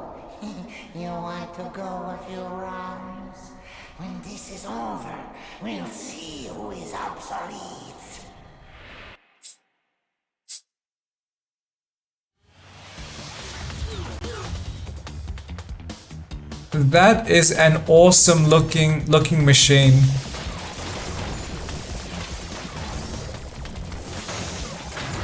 A to shoot and move. Okay. I like this. This is much easier than Crash Bandicoot 2. I will shoot your penis.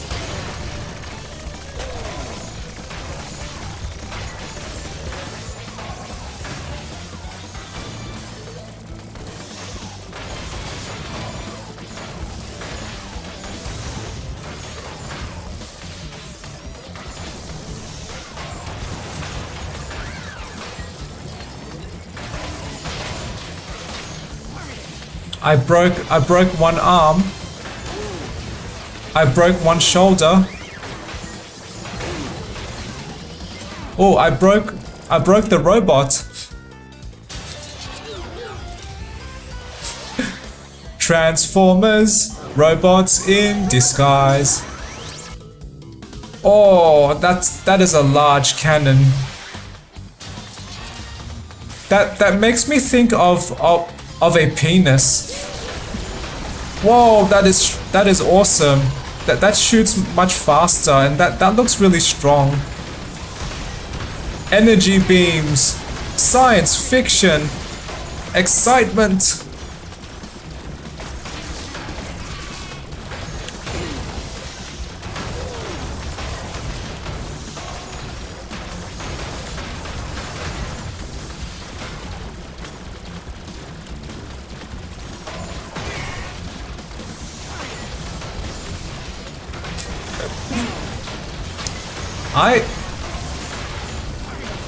I completely forgot this happened in the PlayStation 1 game. When does that small tiger gets their big robot ship? Hey, I did not finish reading that. Funny how history repeats itself. Yet again, Engine has failed to defeat you. What? For this we must destroy you! Oh, my aching head. I'm not feeling myself these days. So the end is in sight. Gather another 5 crystals, and again you will have foiled my plan. Or will you? Oh, they are tricking us to gather crystals again. Okay, what did I unlock now?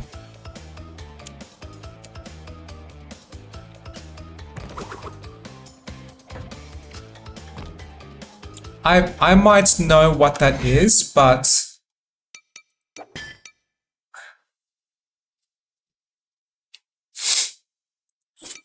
let me try to find the controls.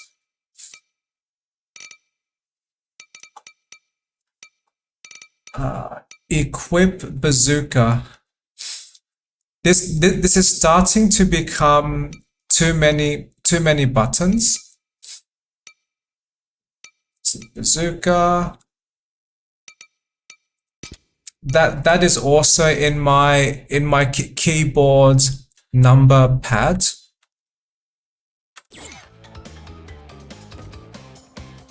Oh, I cannot bazooka yet. Maybe inside a level. Gone tomorrow.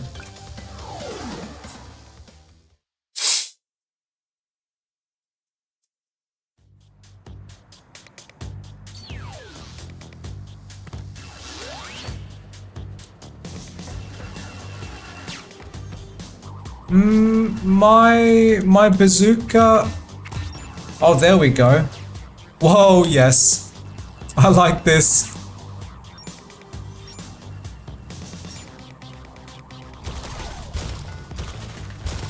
Oh, this is long range. This is like a sniper. and I can shoot fruit to collect. But why is that the Q button? I thought I changed it. Oh, save controls. Okay. Let me try again.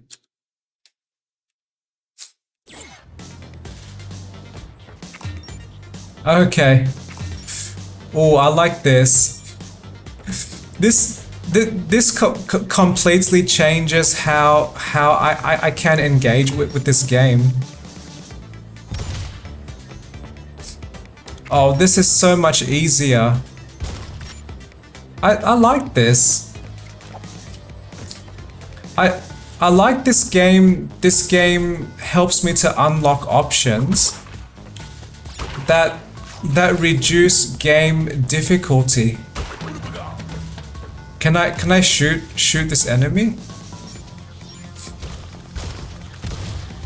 Oh, they are immune to fruit. Okay.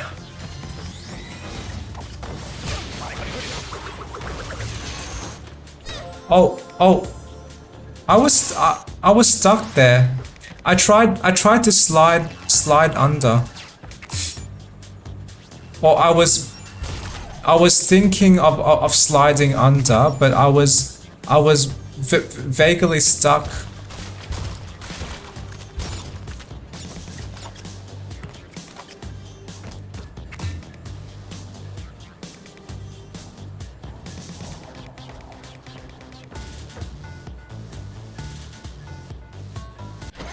No, I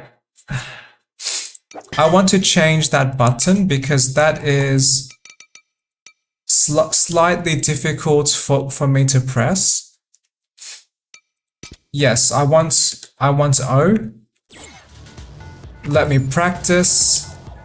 Okay, this is. Oh wait, no. No, I need my left hand to change direction of this tool. Okay, let me try again.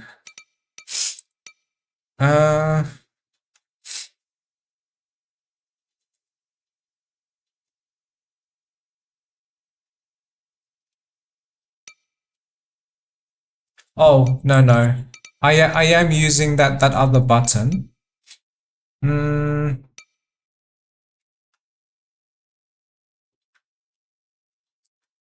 Yeah, because the challenge is I must hold down this button. I wish I could just press once and then bazooka stays activated.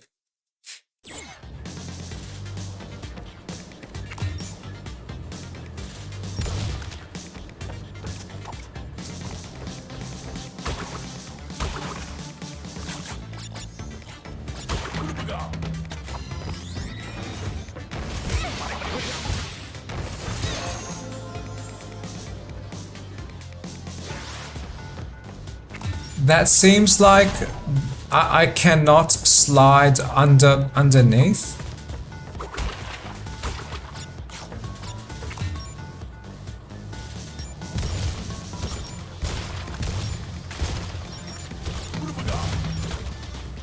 Ooga booga.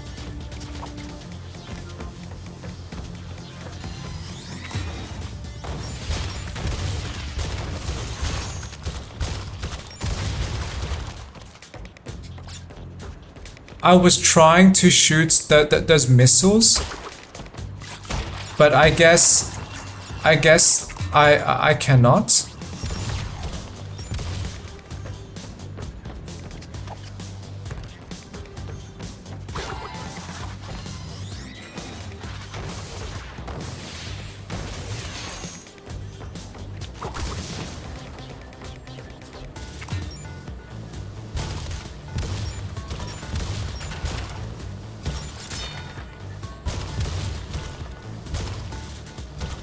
Oh, not long range enough.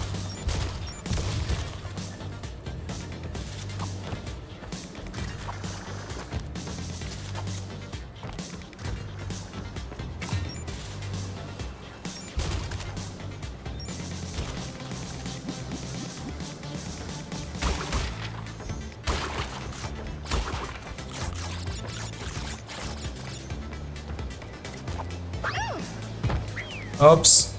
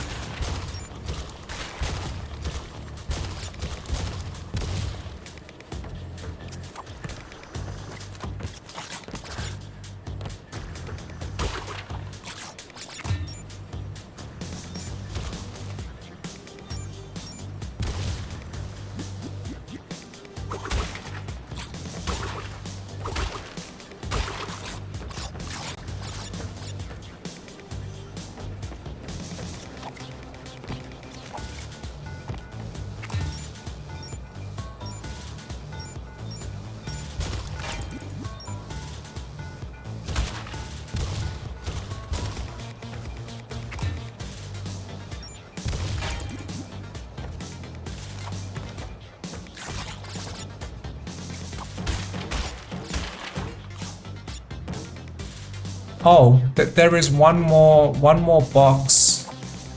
Where is? I just want to continue. I like this. I like this bazooka.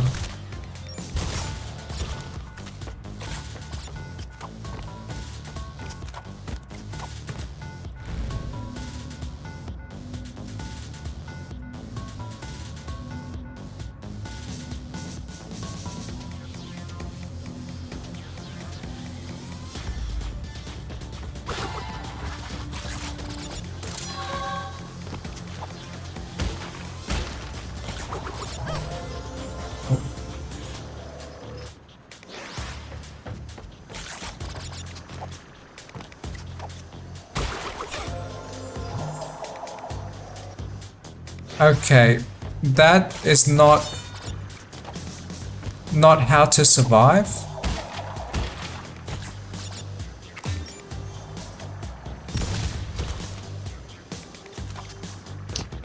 Problem solved.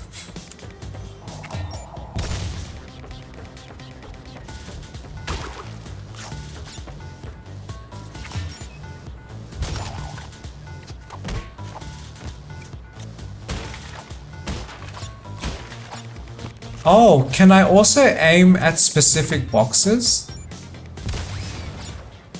Oops.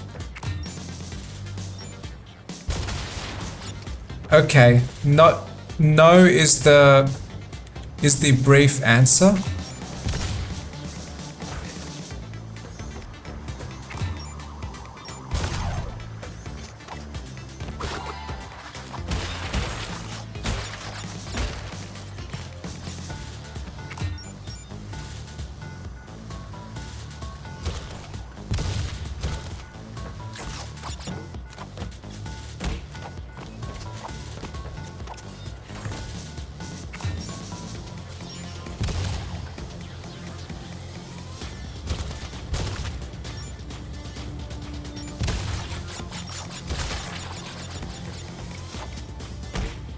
Trying to aim this is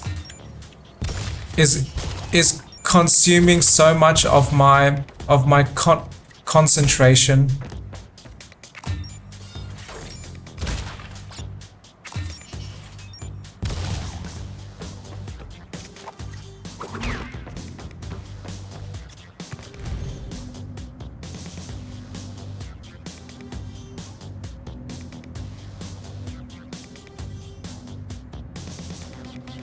Engine rockets.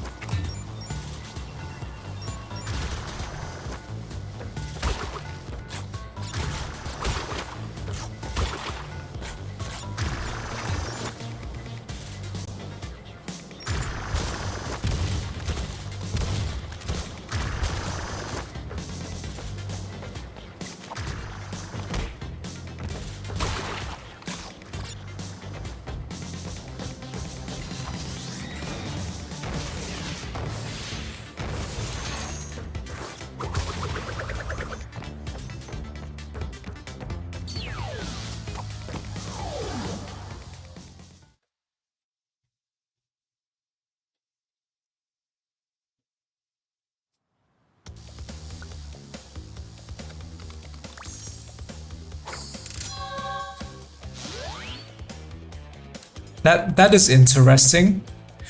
Laptop can store the crystal.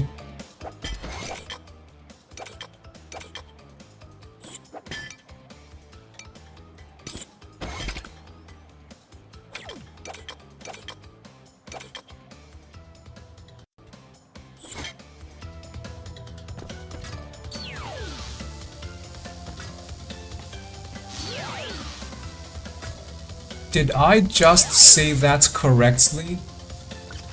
Another racing level? Okay. Okay. Time to fail fast again.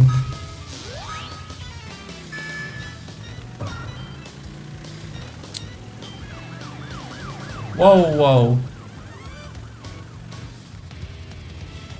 Oh, I did not see that hole. I was focused looking much ahead. Oops. Oh. What? Oh wait, I can crash through those blockers? Oh.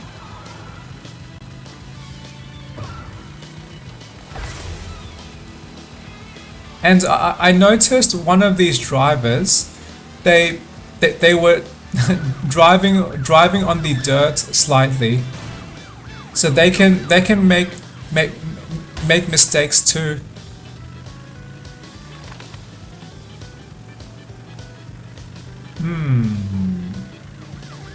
Oh no, police car. Police car. Oh wait, are we not supposed to be racing?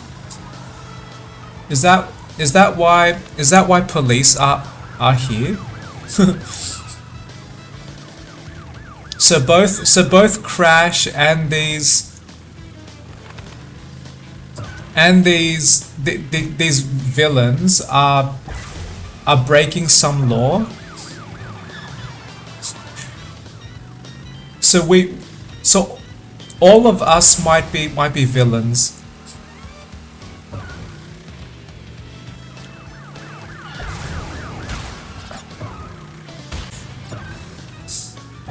Now that I think about this, why have we agreed to race each other?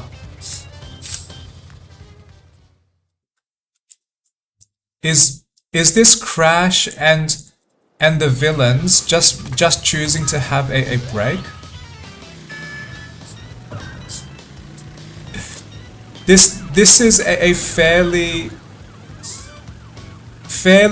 civilized way to resolve conflict. Just race each other on the road. Police car. Oi. I dislike you bumping my bike. Oi. Okay. That was a speed boost. Oops. I'm struggling to turn my bike. No.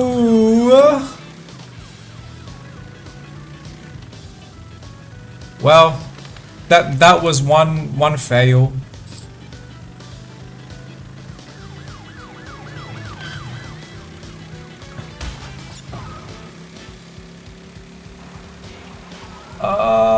Tight. That is a tight turn.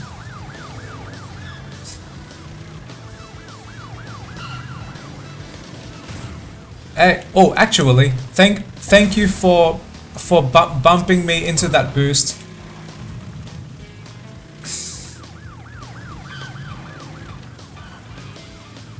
Oh no! I might bump into that car. No! Oi!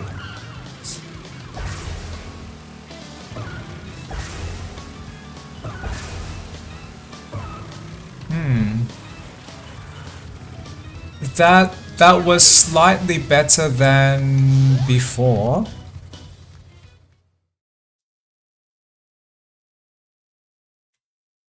Oh, landing from a jump will cancel my boost.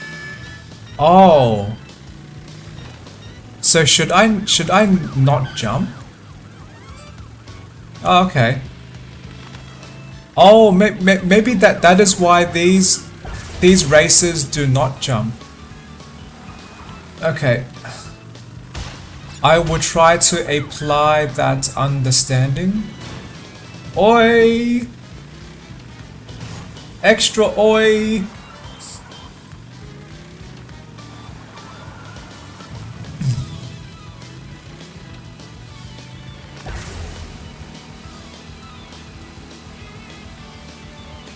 Oh wait, no, I must jump here. I must jump. There is a gap.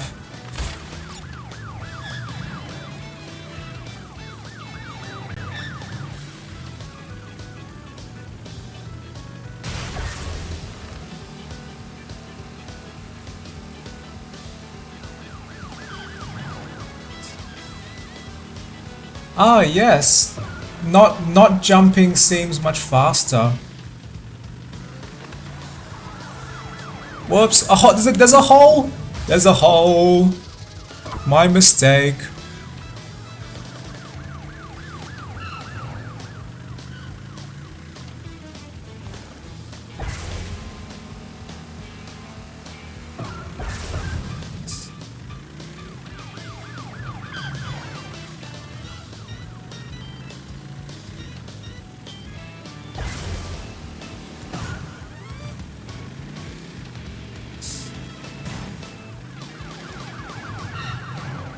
Okay, this must be a jump. This must also be a jump.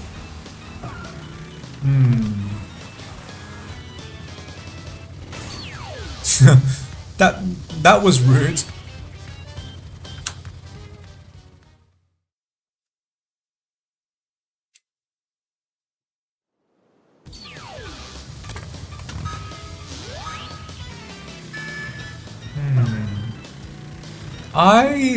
I do not know how to reliably progress through this race.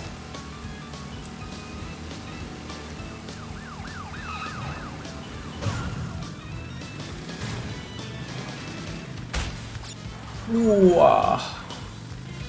and during these tight turns, I try to slow down because that will help me control my bike. But oopsie, I forgot about that gap.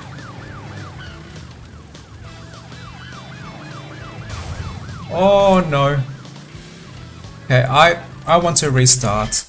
Can I restart?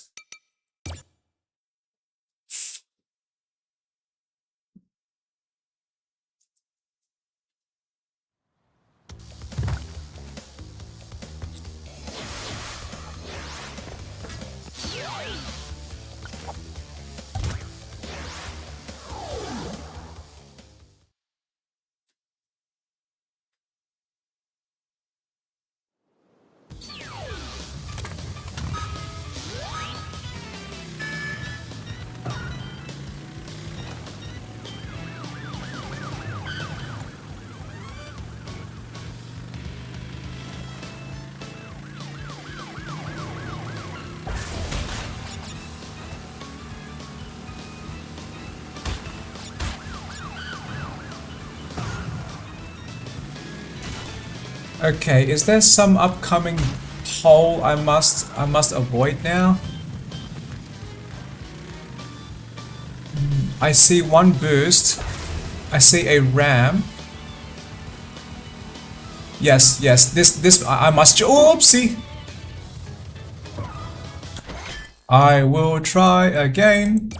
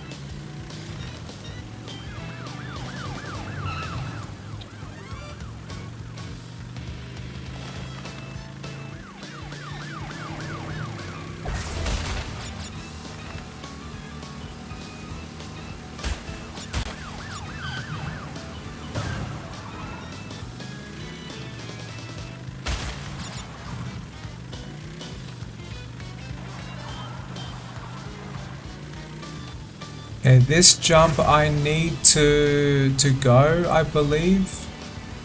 Yes, yes.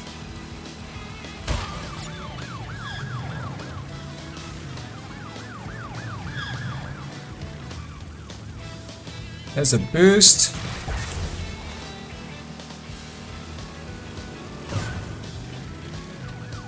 Okay, there are optional jumps. Oh, I am first. Oh, okay, okay. Now to try and drive safe.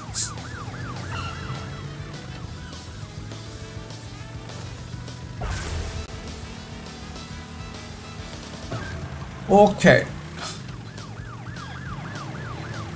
I would try to avoid slowing down, so okay, I might be able to finish this race.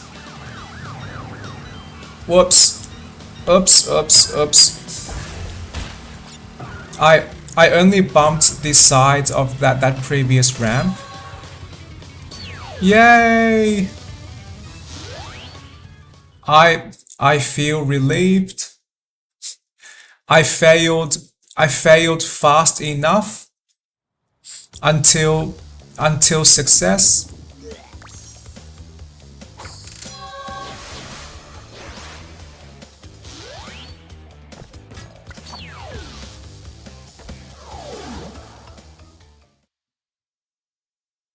Flaming Passion. That is a very interesting name.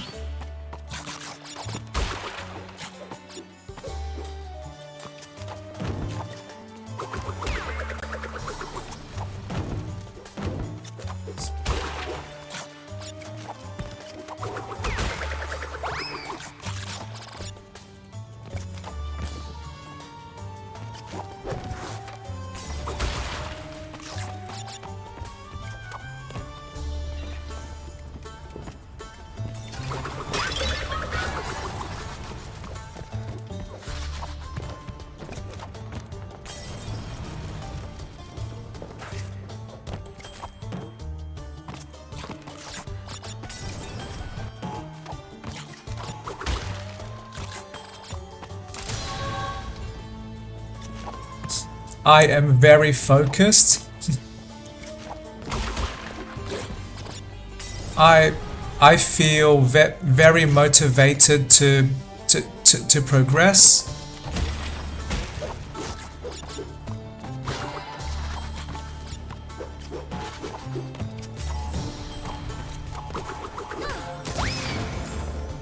Oops. Why did that fail?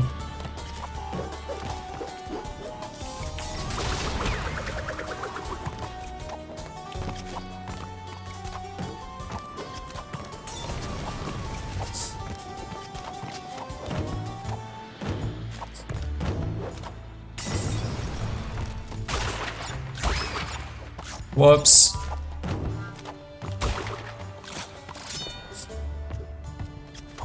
Why does this game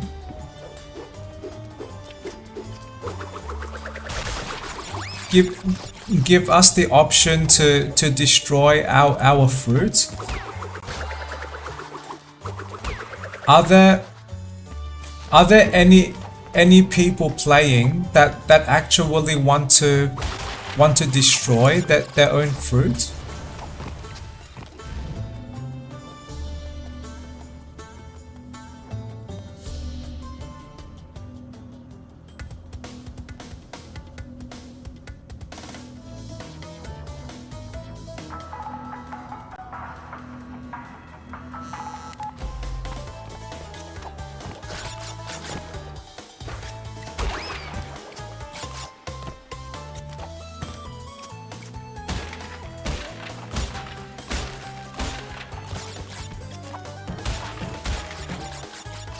I do not know how to destroy those boxes down there. And not die. That might be a future future puzzle to solve.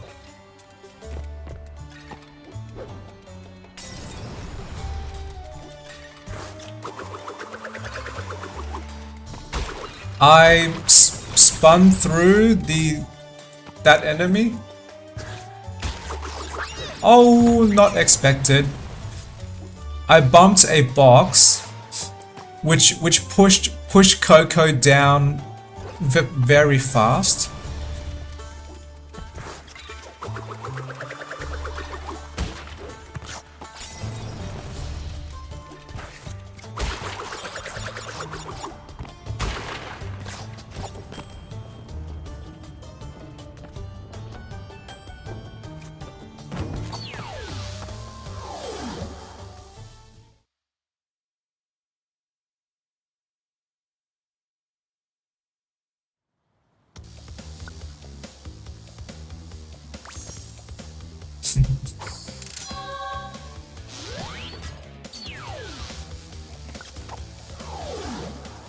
Mad bombers.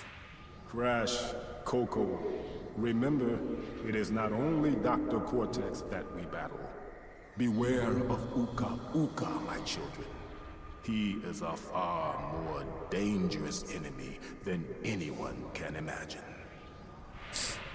Beware the Uka Uka.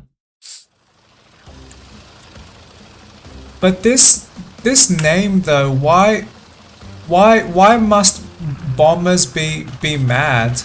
Why can you not have calm bombers?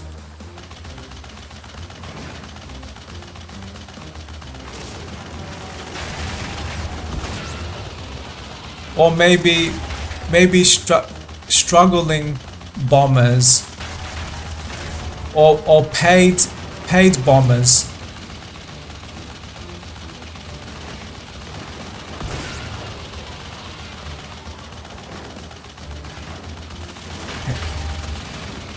Or I believe these boxes restore health, or not. That restored health. Where am I going?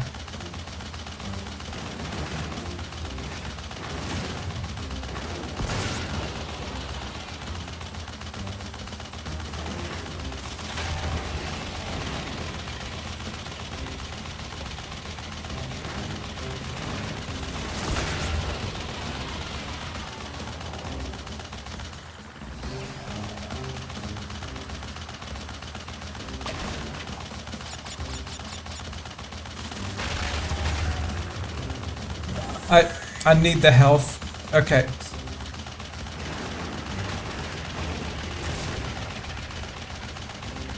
Where is the bomber?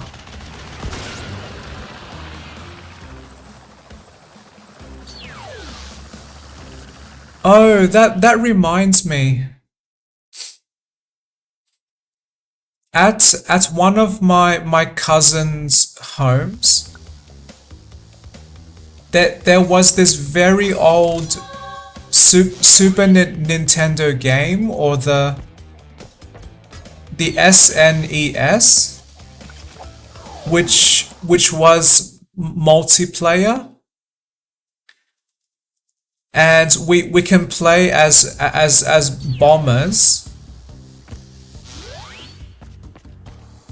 and that was actually a very fun game, and we would side scroll through the game space. And if I recall correctly, the goal was to drop bombs on targets and stay alive. I forget the name of that game though, and it has been many years since I played that game.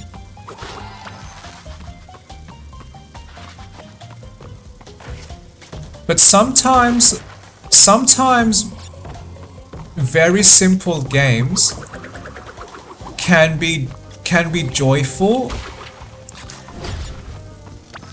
and can be relaxing.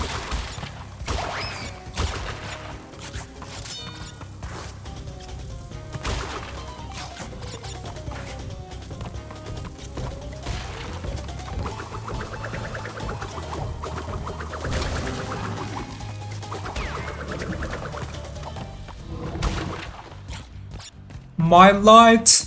Where is my light?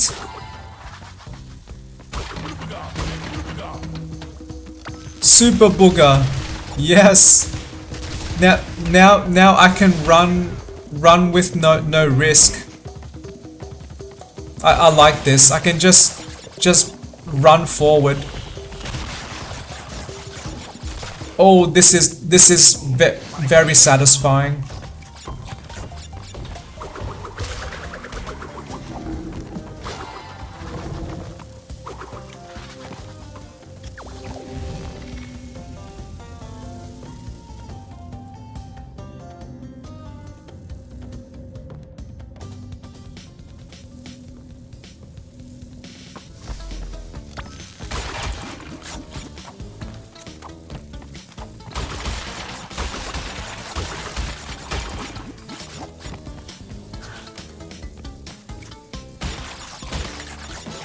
Two, three, four, five. Oops. Oh no, my light. 2, 3, 4. I did not know my light would expire.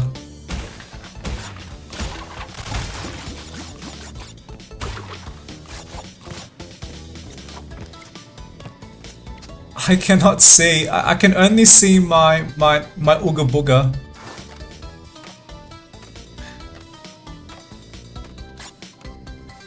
I do not know if there is some bottomless pit here.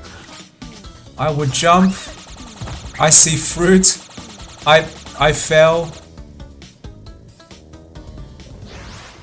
Okay, I will try again. And I will try to move or try to progress more urgently.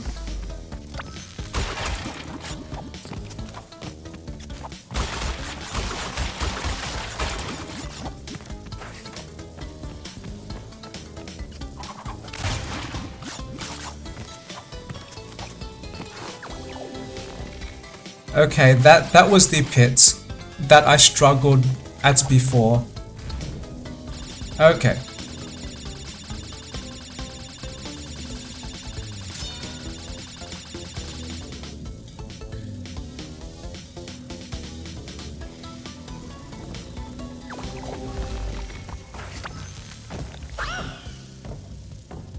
That floor fell very fast.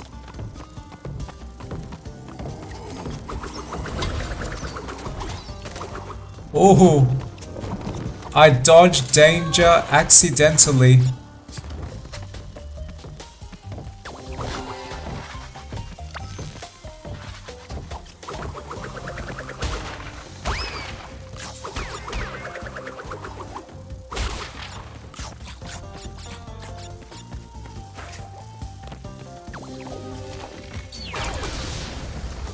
I missed 4 boxes.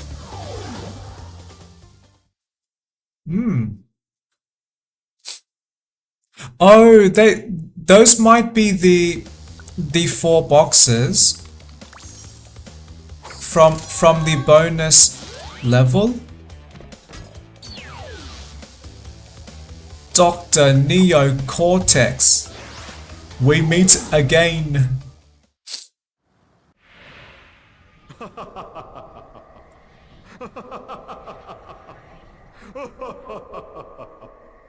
I'm sorry. This is the part where I'm supposed to be angry, full of rage, incensed beyond belief.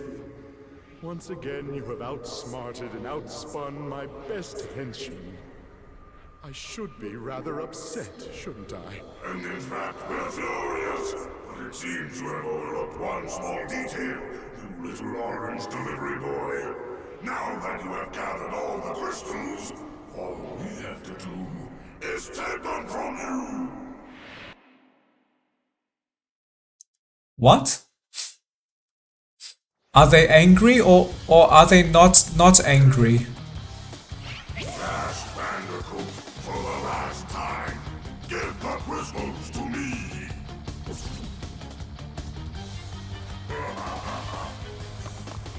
Oh, the Ooga Boogers are now fighting each other. Is this when Cortex shoots the green one and then I must deflect?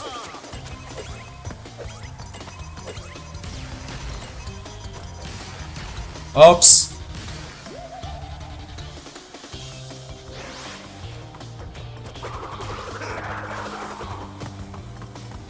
So I cannot touch Cortex when they have that shield.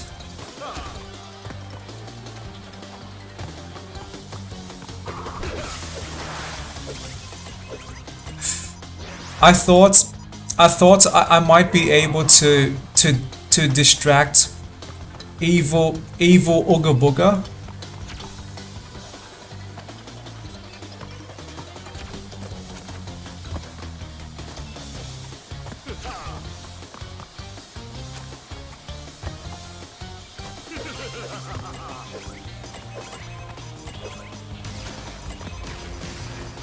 Oh, but I saw that Cortex's barrier was off.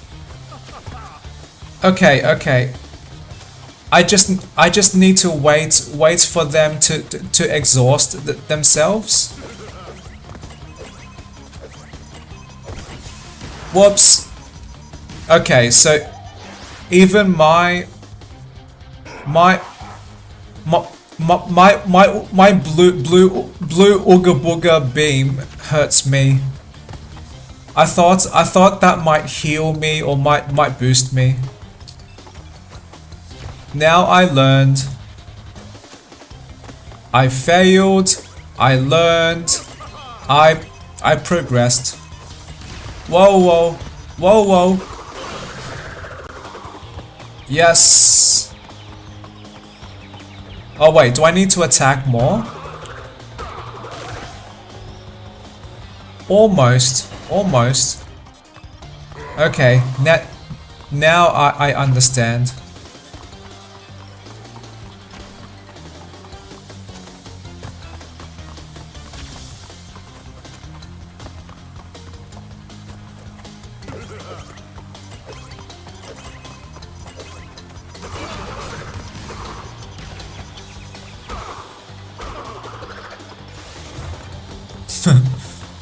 That looks dangerous.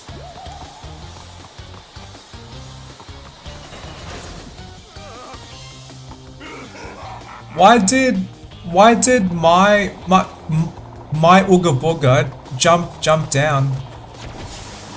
Oops.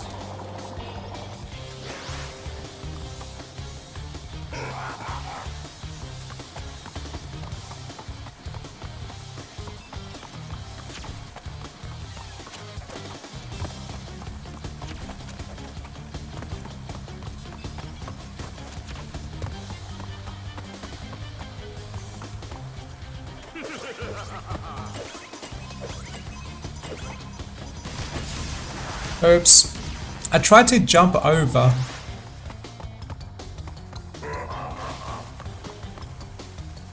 Should I just stay on this side?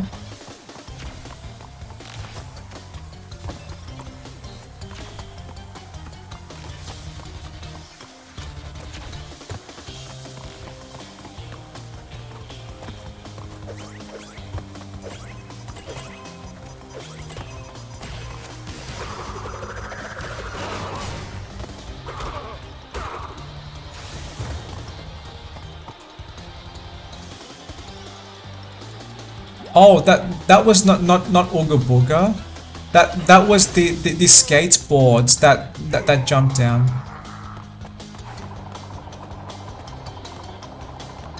Oh no. I must split my focus. So many moving objects.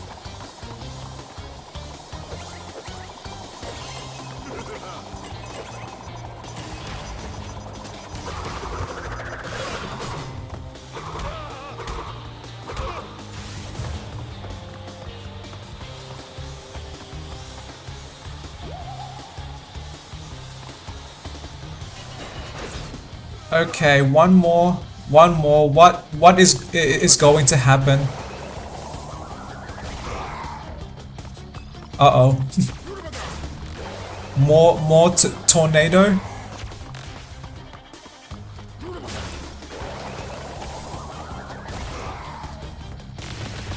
I'm stuck.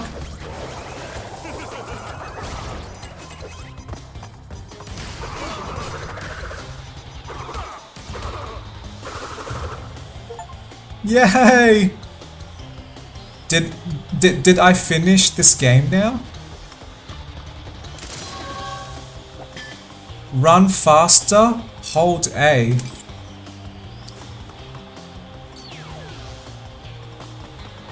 Yes, I can see a crash running. head down, running forward.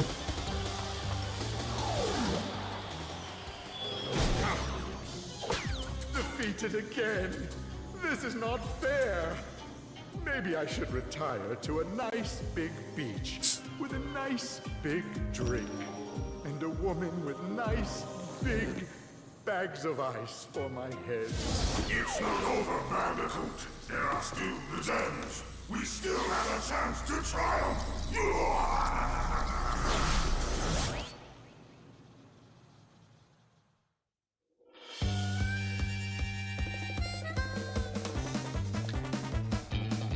I guess that was the default ending for this game.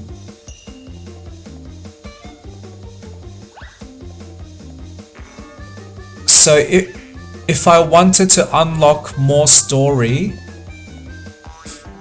I could try to collect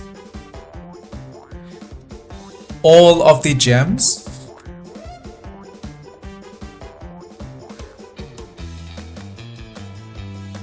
But for now, I am content with finishing this recording for this trilogy soon.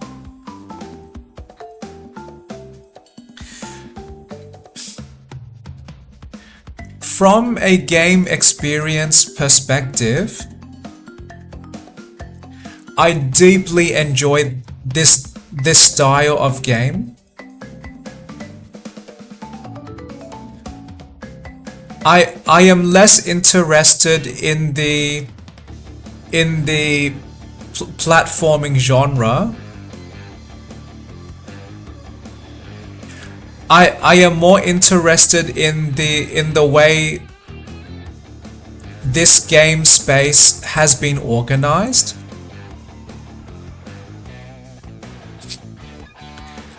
So each level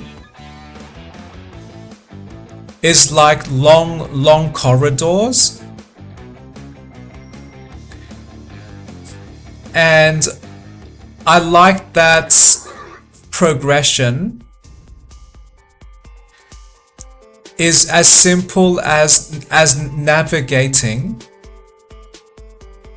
from one area to the end of the level. And this is almost like a running simulator.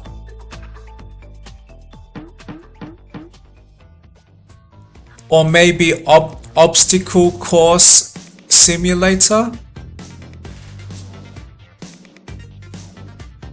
or military boot camp simulator.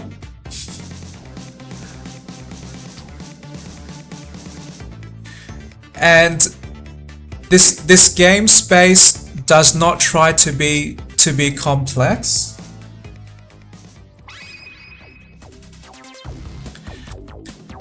Relative to most other games, I feel less overwhelmed, because with too much open space, I can struggle to decide which direction to go.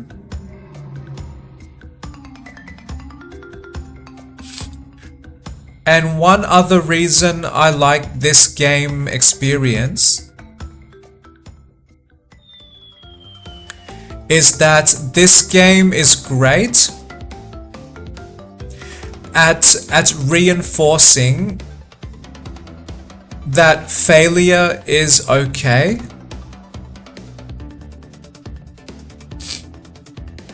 If I fail, I can try again.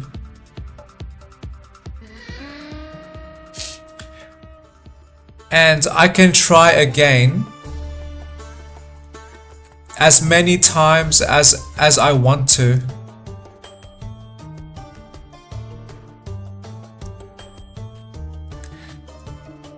And I like the highly visual nature of this game too.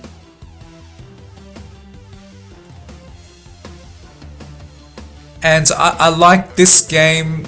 This game represents all challenges and all difficulties as some kind of visual obstacle. So those dangers might be bottomless pits. Those dangers might be sharks.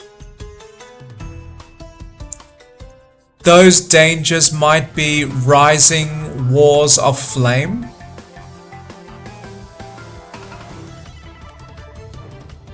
And I can process direct visual data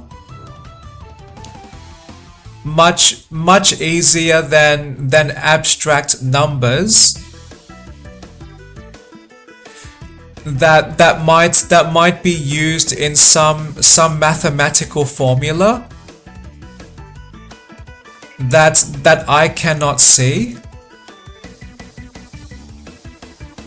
And I must imagine what those abstract numbers translate to a game experience.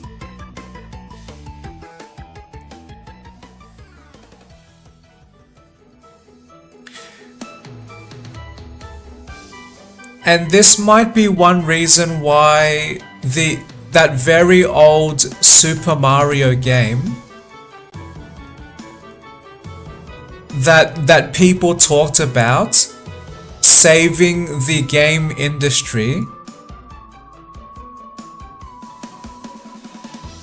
after some kind of game industry crash is that Super Mario captured that very accessible design.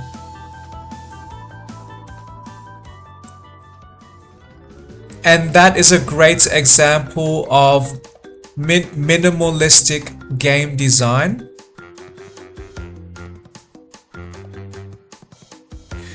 So when engaging with a game, why not give players control of one character minimum? When designing a game space, why not give the players one focused path minimum. When throwing dangers at the player, why not throw those dangers one at a time?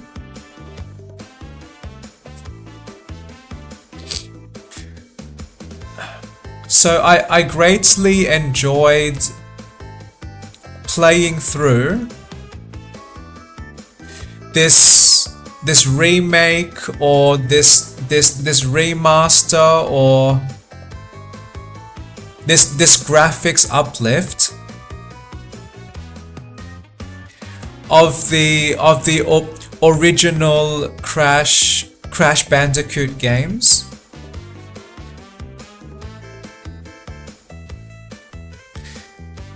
And this was a very joyful and relaxing experience for me.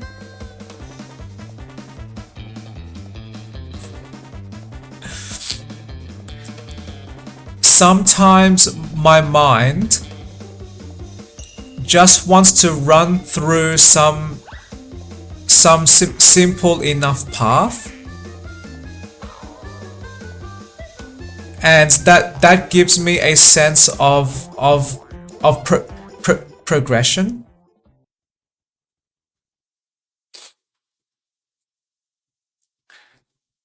And I like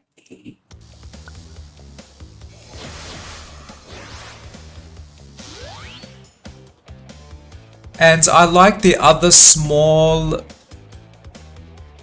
supports in this game.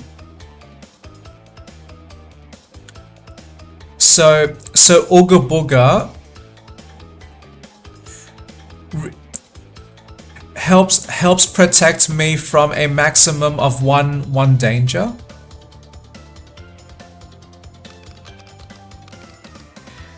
And in Crash Bandicoot 3,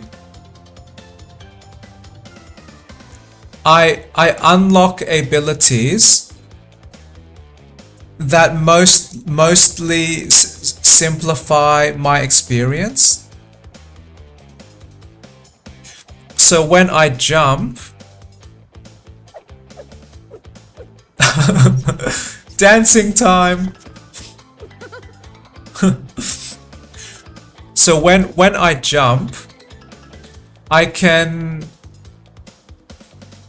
spin and maintain my position in the air slightly longer.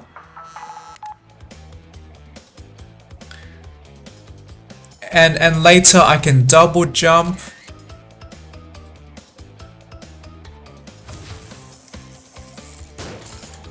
And I like those abilities extend my natural controls. The bazooka ability was less accessible because suddenly I would have to use a new button. And I would have to completely stop running to slowly aim at my dangers. So that bazooka ability could have been designed better. I would have preferred some kinds of robotic drone that automatically follows my character and automatically attacks all dangers for me.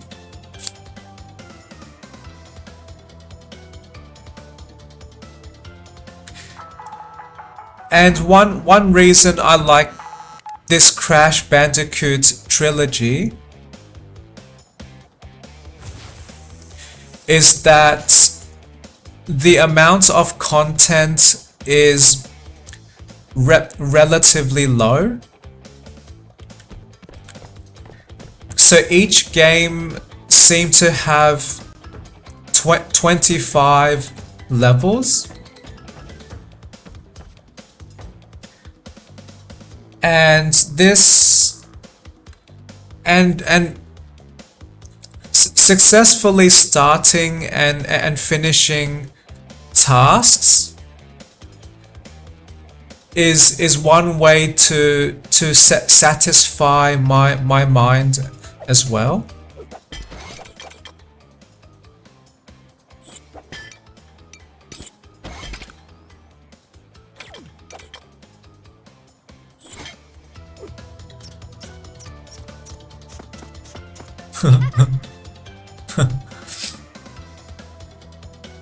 And yes, this game gave me a very focused experience of flow. I like running through a linear design space.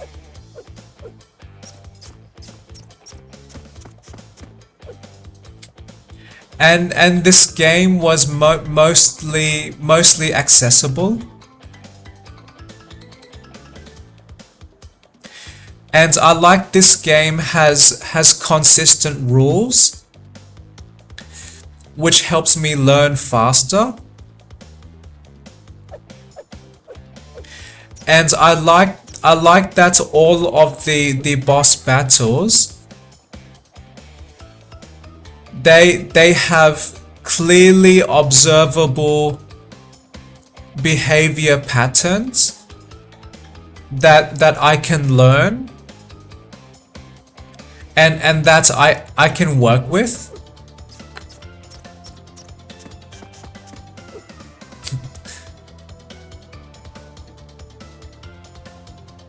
And as a slight extra like, this game is a very family friendly theme. So bright colors, stories that is not too serious. And this adds to my joy of playing this game too, because this is almost like a children's story about these Bandicoot children trying to defeat some random authority. Well, I might be mistaken.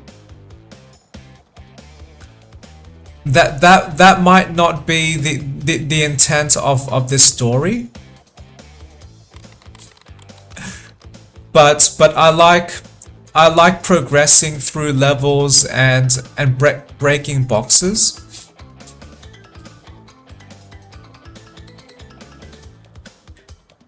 And this probably represents a very minimalistic and very focused type of game that I could easily enjoy.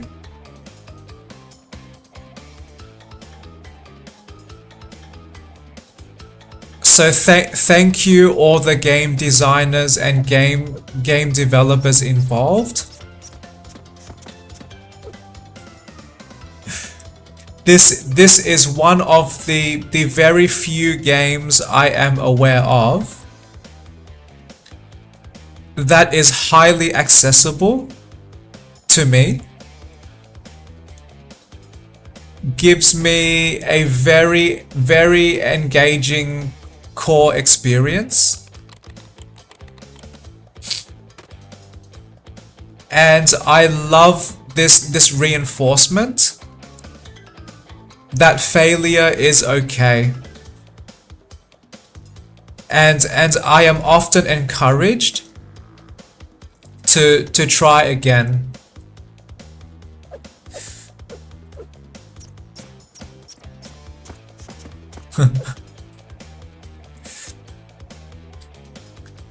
I will now finish this recording,